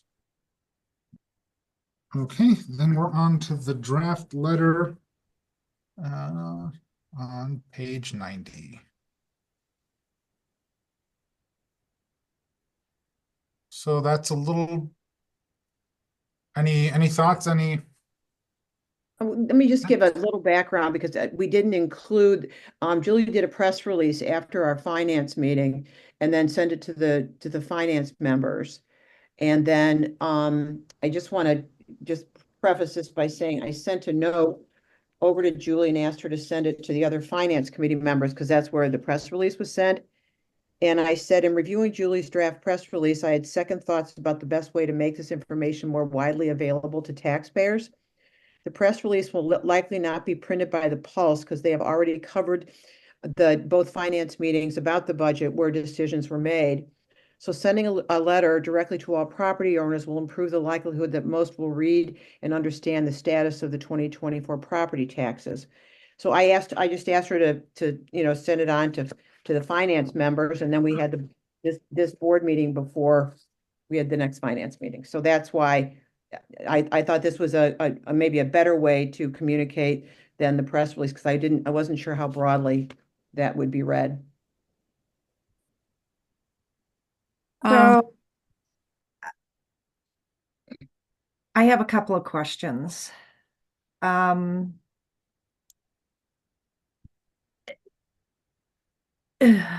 What will this cost, and how do you know that how do you know for a fact that the Pulse won't do it as a press release? I don't know for a fact. I just Okay. know that they will. So if they don't, I don't know who else will. And I'm not sure how widely viewed, read that would be. Okay. Secondly, if they don't do it, what is the cost of an ad if we just bought an ad in the Pulse versus what it will cost for postage and everything and staff time? Yeah, I'm sure. I mean, Heidi probably knows what that is. So we'd have to decide, what size we wanted, but it's not prohibitive, probably less than it would be to mail it out and also staff time. I know Deb Fitzgerald wrote, a big article about it after we met at finance, and there were two articles, two different issues. Yeah. Right. And since then, I have had nobody talk to me, ask me about it. So I don't know if that word of mouth and the article was well read. I'm just wondering if other people are still getting questions about that, other trustees, and is the village still receiving phone calls on what's going on? We're not getting anything at the village office. When was the last time you got a call on it? After the first finance meeting regarding this issue? Okay. Well, my purpose really wasn't to, I mean, yes, we may not be getting calls, but I thought we'd agreed that we wanted to be transparent and improve communication, especially regarding this issue, with our taxpayers. So was the purpose of the press release, right, to begin with. Right. And Right. that's why I decided, well, this would probably be not a better way. I'm not suggesting that, but we'd get, more people to read it. Well, I mean, if we don't want to do a mailing, Fine. we could put it on the website and then also put it on an advertisement. Yeah, Nate, that's exactly what I was going to suggest. Put it on the website. We don't need to spend all this money on postage and staff time and letters. It's been in the paper twice. I haven't had anybody contact me or question me or ask me anything about what's going on with the tax refund or not refund, because it has been published and they've been reading the paper. Put it on the website. Heidi, do you know what the cost is?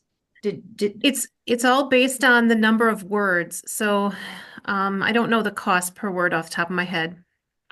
A public hearing notice, if it's around that length, is roughly $200.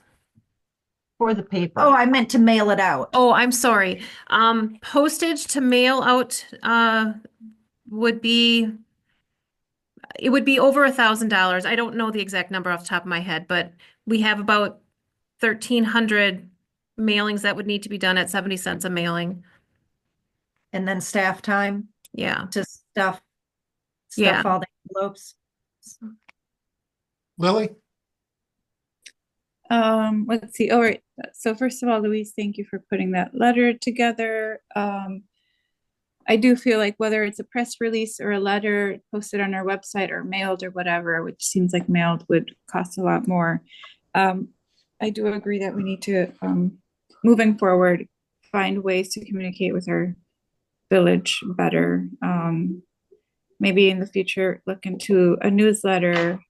But I do think that our residents deserve to hear things from our board firsthand rather than reading an article in the Pulse or whatever it may be. So yeah, I just think moving forward, we could better our communication with our village. So on the website, where would you put it, Nate? You'd have to make it a PDF and put it on the bar up top, just saying letter to taxpayers.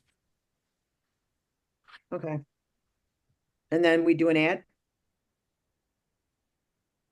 I mean, I'm fine with an ad. I mean, your letter is not long. I do have 2 comments on the letter. Everybody can edit away, truly. This was I took a stab at it, so. I think an ad sounds okay. And I thank you, Louise, for putting it together. I do like it. My comment is just please do not hesitate to contact a village trustee. The village trustees are changing in a couple months. I don't know when this is going to go out, and then listing all our names and email addresses. I don't know if I'm the best to answer people's questions. I think the village administration office would do a better job than I would do in answering anybody's tax question. The other thing that's in there that says sign up is available at the village website for to get village notices. Janelle has told me that honestly, it's better to just call her and sign up, but I don't want to put that in the letter because sometimes I don't know why it's a glitch, and I guess we can figure out why there's a glitch, but when people sign up, they don't necessarily get the notices. So we should figure out. Okay, so if we want to wordsmith it a bit, we don't have to talk about all of that now, I don't think, unless we need a motion. We can wordsmith Well, I it. think we should have consensus on what we're saying. I mean, I just, in your third paragraph, kind of the last sentence, this will be an ongoing process with the goal of pulling back on projects and the capital improvement plan that we would need to levy for. So I just, I know what you're trying to say, but what does pulling back mean? I mean, That was a quote from you at a meeting. Okay. Honest to God. It was. So, but So, I mean, but if we- we're putting this out whatever. there, I mean, we were pushing projects farther out into the future. Okay. So if I said pulling back, I would imagine that. No, it's. I just want to make sure that it's clear on what pulling back means or whatever definition. Right. It can mean different things. Mhm. Right. And then 2 more paragraphs down, we are committed to improving transparency. That almost sounds like we're not transparent. And I would like to say we are committed to improving communication. Okay. There were people who argued that we aren't transparent either. But that's fine. We can say communication. Well, we have a good crowd tonight that has shown up and listened to our discussions and what we're doing. And so that's always a good thing, but we can't make people show up. You know, we can't, but there was also a lot of pushback about lack of transparency on purchasing Lagerquist. That's my only point. So we can say communication. Okay. That's all. Any of the other trustees have a point of view? Okay, so I will not include the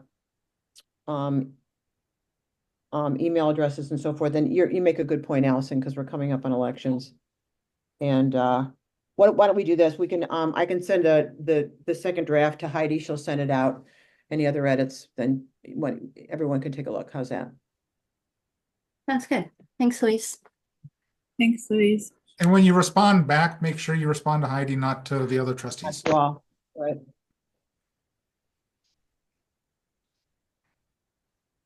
Okay.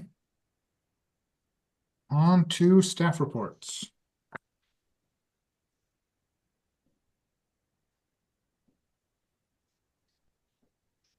Okay. Any staff member want to highlight anything in there? Any questions from trustees?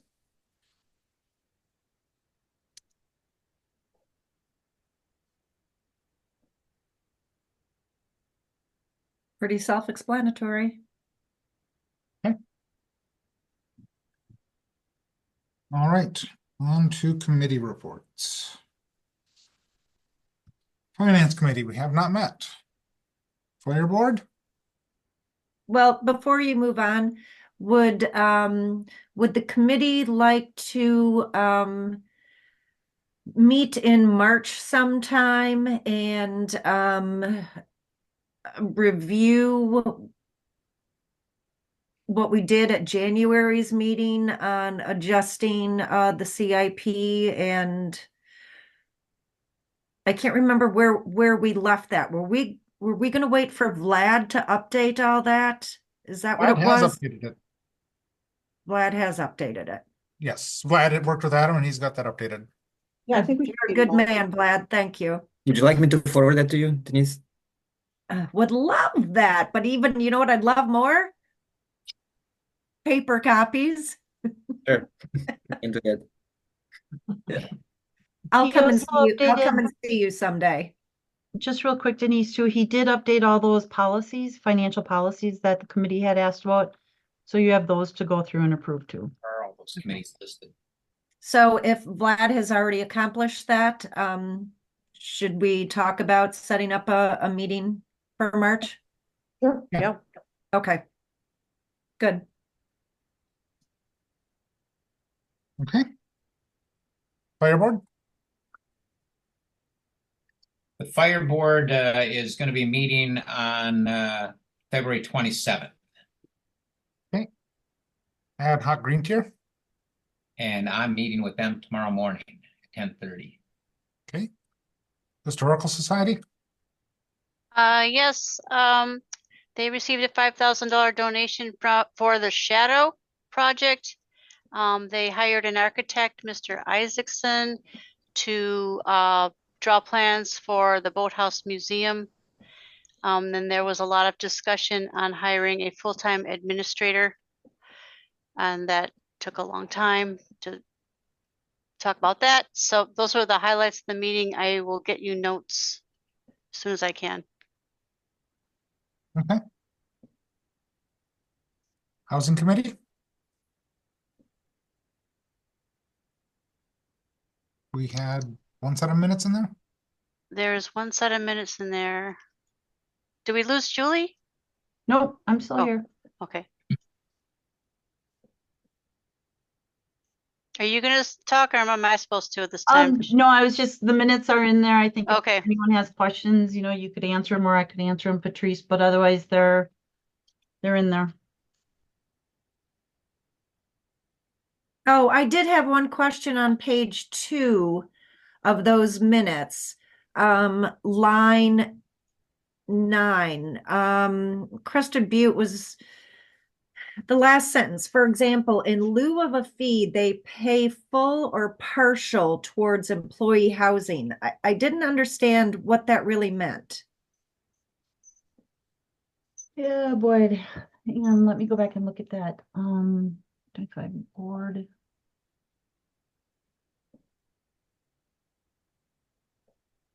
You said page 2, Denise? Yeah.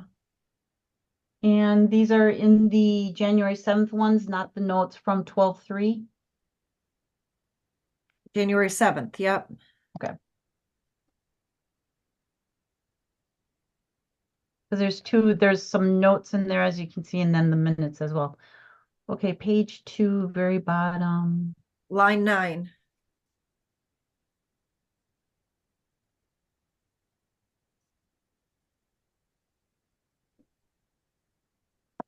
Yeah, let me think about this here a second. The zoning code now offers incentives to generate more affordable housing. I mean, as long as you clarify it, or the committee clarifies that before they approve these minutes, that would be good, because I just don't know what it means. Yeah, if I remember right, like instead of paying, you have a fee in lieu of parking or fee in lieu of housing, they actually have to pay for the housing itself, was my understanding. Okay.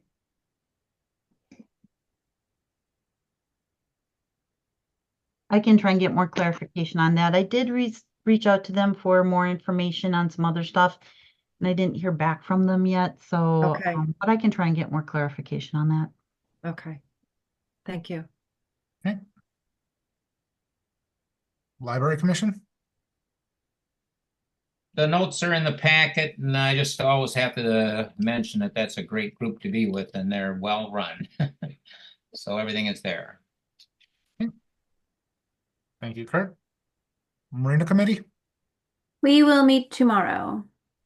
Okay. Parks?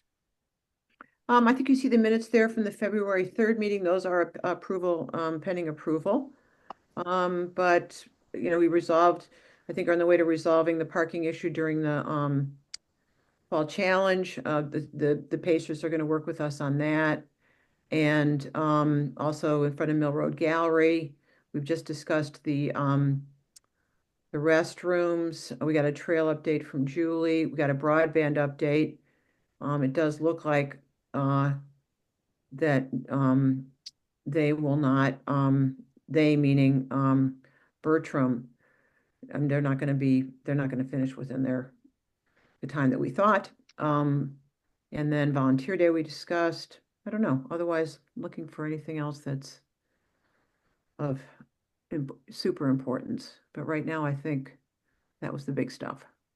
Well, there was the staffing discussion that Eric brought up. Eric did bring that up to us because he had said that they've done some great work over the last 3 years, getting caught up on, some deferred maintenance and things like that. And he wondered whether or not, maybe we wouldn't fill the full-time staff position that's currently vacant, and instead propose that the existing part-time seasonal position be extended. I'm reading right from the minutes. So a motion was made that the position that's currently vacant, that would be the full-time staff position, not be filled for now, extend the existing staff hours, but then review, I think we said, well, it says here, sometime in mid-November to see how it went. I wouldn't say we pushed back, but we, sort of played devil's advocate to make sure that, Eric was going to be okay and that the team as well was going to be okay. So we felt okay about that. And I missed that meeting. So one follow-up question on that particular item. What kind of bind would it put them in? Did you talk about this, about, kind of worst case scenario, if they lost another employee and in that interim, they would have had somebody, kind of already training? Right. They're in a bind. Yep. Mm-hmm. No, did you talk about that or no? I don't recall talking about that. Okay, thank you. I don't know, Lily, do you remember talking about that? I do not. Not having an interim person. I know that, we shared our thoughts with Eric regarding, just concerns about work overload in the summer and, his staff being able to keep up. That's why we decided to kind of give it a trial run and see. I think there was mention about how, the training process too of adding someone. If they just needed to suddenly hire someone, it would take time to train them, but that's all that was said. Thanks. All right. Personnel? We met, we discussed, because we're updating the committee bylaws and also finalizing updates for the employee handbook.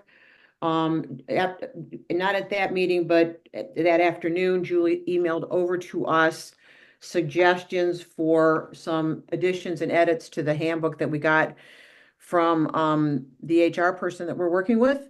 And we were to review that, and then we need to schedule another meeting, at which point we can then update the handbook. That would be complete. And we also looked at a couple of different templates or different ways that we can update the current review form for each of the positions within the village, not individual positions, but each of the supervisor, staff, et cetera. And so that would be the next task that we want to tackle in the next probably 2 months, is to make those taking recommendations from the trustees on, leaving more room to make commentary, but also try to streamline it a little bit so that it's easier for the person that's doing the review and also the person that's getting the review. So I think we have a couple of good templates that we're working with. Okay. Plan Commission? The minutes are there. Does anybody have any questions?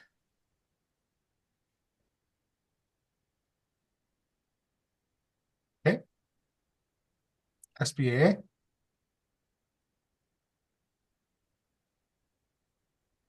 Yes, so SBAA, we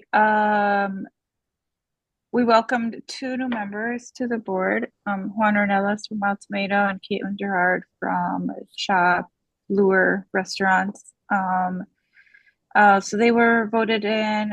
Ellie presented the budget for the 2025 year, which was approved.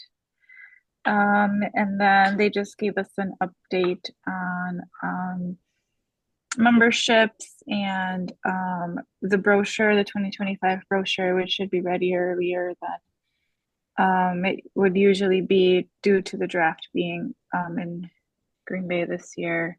And then we just updates on Cherry Drop, and then what we haven't discussed and we'll probably be discussing tomorrow will be Door County Film Festival, which was this past weekend. That's about it. Okay. Tourism Zone? DCTC, we didn't meet. That meeting is Thursday. It's exec. Okay. Utilities? We saw a lot that's come from them this meeting. Minutes are in there. Are there any questions? Okay, and I don't believe the village planning task force is met. Okay, can I get a motion that we accept the committee reports? So moved. Motion by Shampo, second by Orozco. All those in favor? Aye. Opposed, motion carries. Okay, 10, matters to be placed on a future agenda referred to committee, official, or employee. Anybody else have things? I guess I'm still thinking about what Dick said, and there's two parts to that. Is one, the committee, we can have a committee for everything, and I know that a lot of these things were looked at for the admin building. I feel like we've got a couple things that have changed since then, though. I really think if we do something like that, we have to be very, very narrow in the scope, because this could just go out into a whole lot of other things. I think the things that have changed for me that make further exploration of the admin building, because absolutely nobody here said we don't need a new admin building. We don't need a new admin building relatively soon. But I do think I have some real issues with the location, and the building, and I think that we could do a better job of getting public input on there to build some of that trust from the public back up. I understand what you're saying, Denise. Did we do everything that Wisconsin says you need to do for having open meetings? Yes. That Lagerquist property, how it went down, that from the public's perspective, that just did not feel good. Where their taxes went up, and then we bought a piece of property and we didn't have a real good timeline. Now I understand why we did it there. It was a tight window to do that. But at the same point, I don't know how anybody else feels about having a committee do that. I don't know about 10 or 12 people. That's too many. And the other thing is, the timeline would have to be tight. It's not a 6 month, it's a 2 or 3 month process to keep this process moving forward. I don't know. What do the other trustees think on that? I agree. I'm fine with trying to move this forward in whatever form it takes. Dick did make a point, not one that I agree with necessarily. Sorry, Dick. But that in all the other committees that we've had, whether it's, waterfront, economic development, he is concerned that if the committee comes up with a recommendation that it may not be followed, and that does happen. It has to. I don't think that we can give them the latitude that whatever decision they make, when it is a majority of residents and not the entire board making the decision, that is the chance that you take, whatever recommendations there may be. So I'm in favor if that's the direction the board wants to go in. I want to continue to try to move forward. If this is how we do it, that's fine. I'm on board with that. But it's still a recommendation, and we 7 people sitting around the table have to make the ultimate decision. Yeah. I hear what you're saying, Denise, that just because this group says that doesn't mean that's what's going to happen. But I can speak for myself that I understand when Janelle and Heidi say that there's issues with the administration building, that we need to do this rather soon. It's not push this off another year, 2 years. It's we need to keep this moving. It takes a little while to get things moving. So I guess I'm curious to know what other people think about the makeup of it, because I feel like we need somebody from Parks. We need somebody from Plan, more than likely, and I'm not sure who the other folks that would make it up would be. And I do think 10 or 12 people is too many from my dealings. I don't know how anybody else feels. Yeah, I think 10 or 12 is too many as well. I think two board members, 5 individuals, and I guess if you're zooming in with us tonight and you're interested in being part of that, Send an raise your hand right now, let the president know, and so we can get this ball rolling. Dick's raising his hand. Yeah. Okay. So we'll look at 2 trustees, 3 other residents. So a total of 5 is what you're saying? No, I said a total of 7. Oh, 7. Okay, so 2 trustees, 5 residents. Mhm. Okay. And I'm gonna change that to stakeholders just in case we can, if the Oh, sure. Jill The- Weeby, if I'm pronouncing her last name correctly, has raised her hand. Hey Jill, send me an email, please. And we'll figure that out. It's gonna have to be for the March meeting there. I we would also, having I a would March also meeting? consider it. Okay.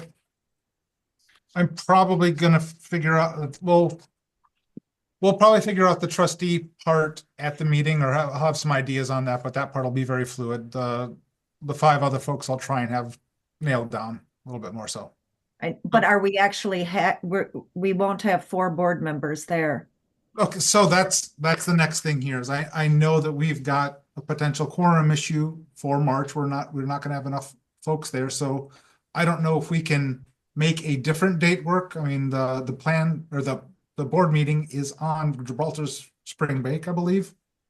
So I know that Kurt and Patrice and Lily will not be around. And I know that Allison.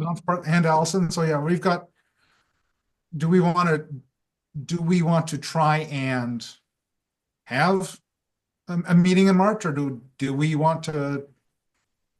Well, can we just move the date out? Yeah, I think we should have a meeting in March. Can we just? Okay, what does everybody's calendar look like? So the week after that, we hit plan. Okay, wait, can I interrupt you? Sure. Can we swap plan and board? I know Patrice would miss plan, but who's not back on the 25th? Not back. Okay. The spring break is actually the 24th to the 28th. Okay. So does that create, I know we have a public hearing at plan. Has that already been posted, Julie, for the 18th? Yes, and we've already done a mailing on that. Okay. All right, sorry. Not on the 18th, the 11th. Yeah, that's the comprehensive plan. Right. And is that the date, the 11th, the date for plan, or the 18th? The public hearing, it's a special public hearing, that's March 11th. Our normal meeting date would be March 25th for planning. So what if we had it on the 18th? So Patrice wouldn't miss that, I think. I will miss And everything and in March. Allison would miss the board, but we'd still have, that's only 1 person off of each committee. No, I won't be here. That works for me, but I don't know about anybody else. Won't be here. I'm gone through the 18th. Okay, so Lily's here. Lily, me, Denise. Kurt, For the 20, for what day? Laurel and I will both be gone through the 18th. We'd be back on the 19th. All right, so everybody's here in the board with the exception of Allison for a board meeting on the 25th. Yeah. I will be here.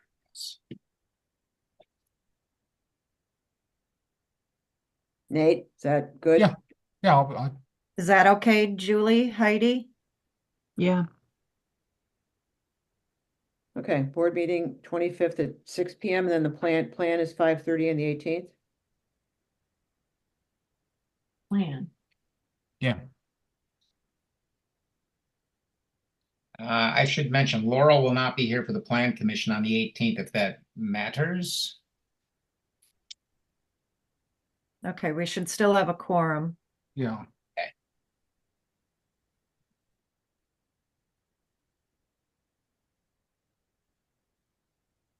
So then Allison, you will not be there for the 25th village board meeting?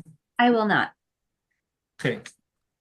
This will likely be Allison's last board meeting, and I just want to keep that in mind.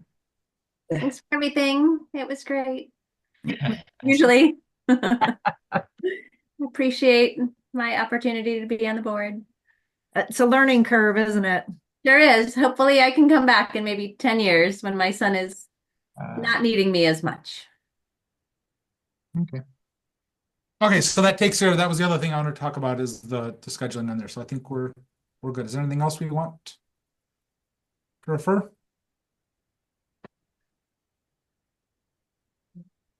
Okay. On to item 11, executive session.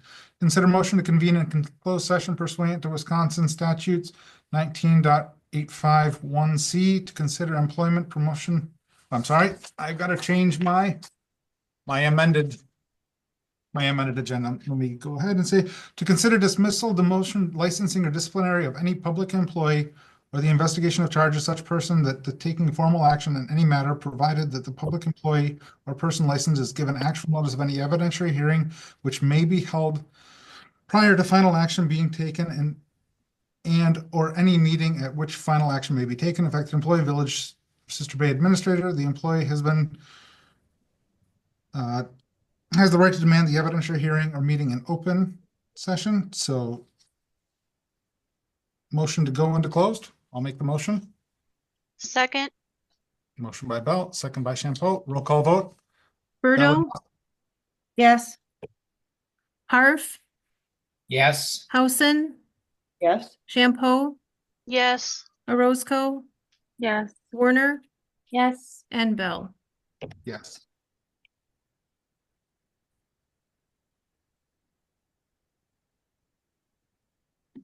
All right. Okay, I'll make a motion. We come out of closed session. Second.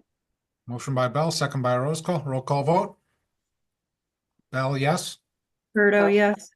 Sorry, Housen, yes. Orozco, yes. Yes. Warner, yes. Patrice left. We did lose Patrice, yes. Okay. With no motions to make coming out of closed session, a motion to adjourn would be in order. So moved. Motion by Roscoe, Second. second by Warner. All those in favor? Aye. Aye, and thank We're you, adjourned. everybody, for your time and all the efforts we've taken in this tonight. I really appreciate it. Thank you. Yeah. Thanks. Thanks, Good Mom. night. Your Good service. night. Good night.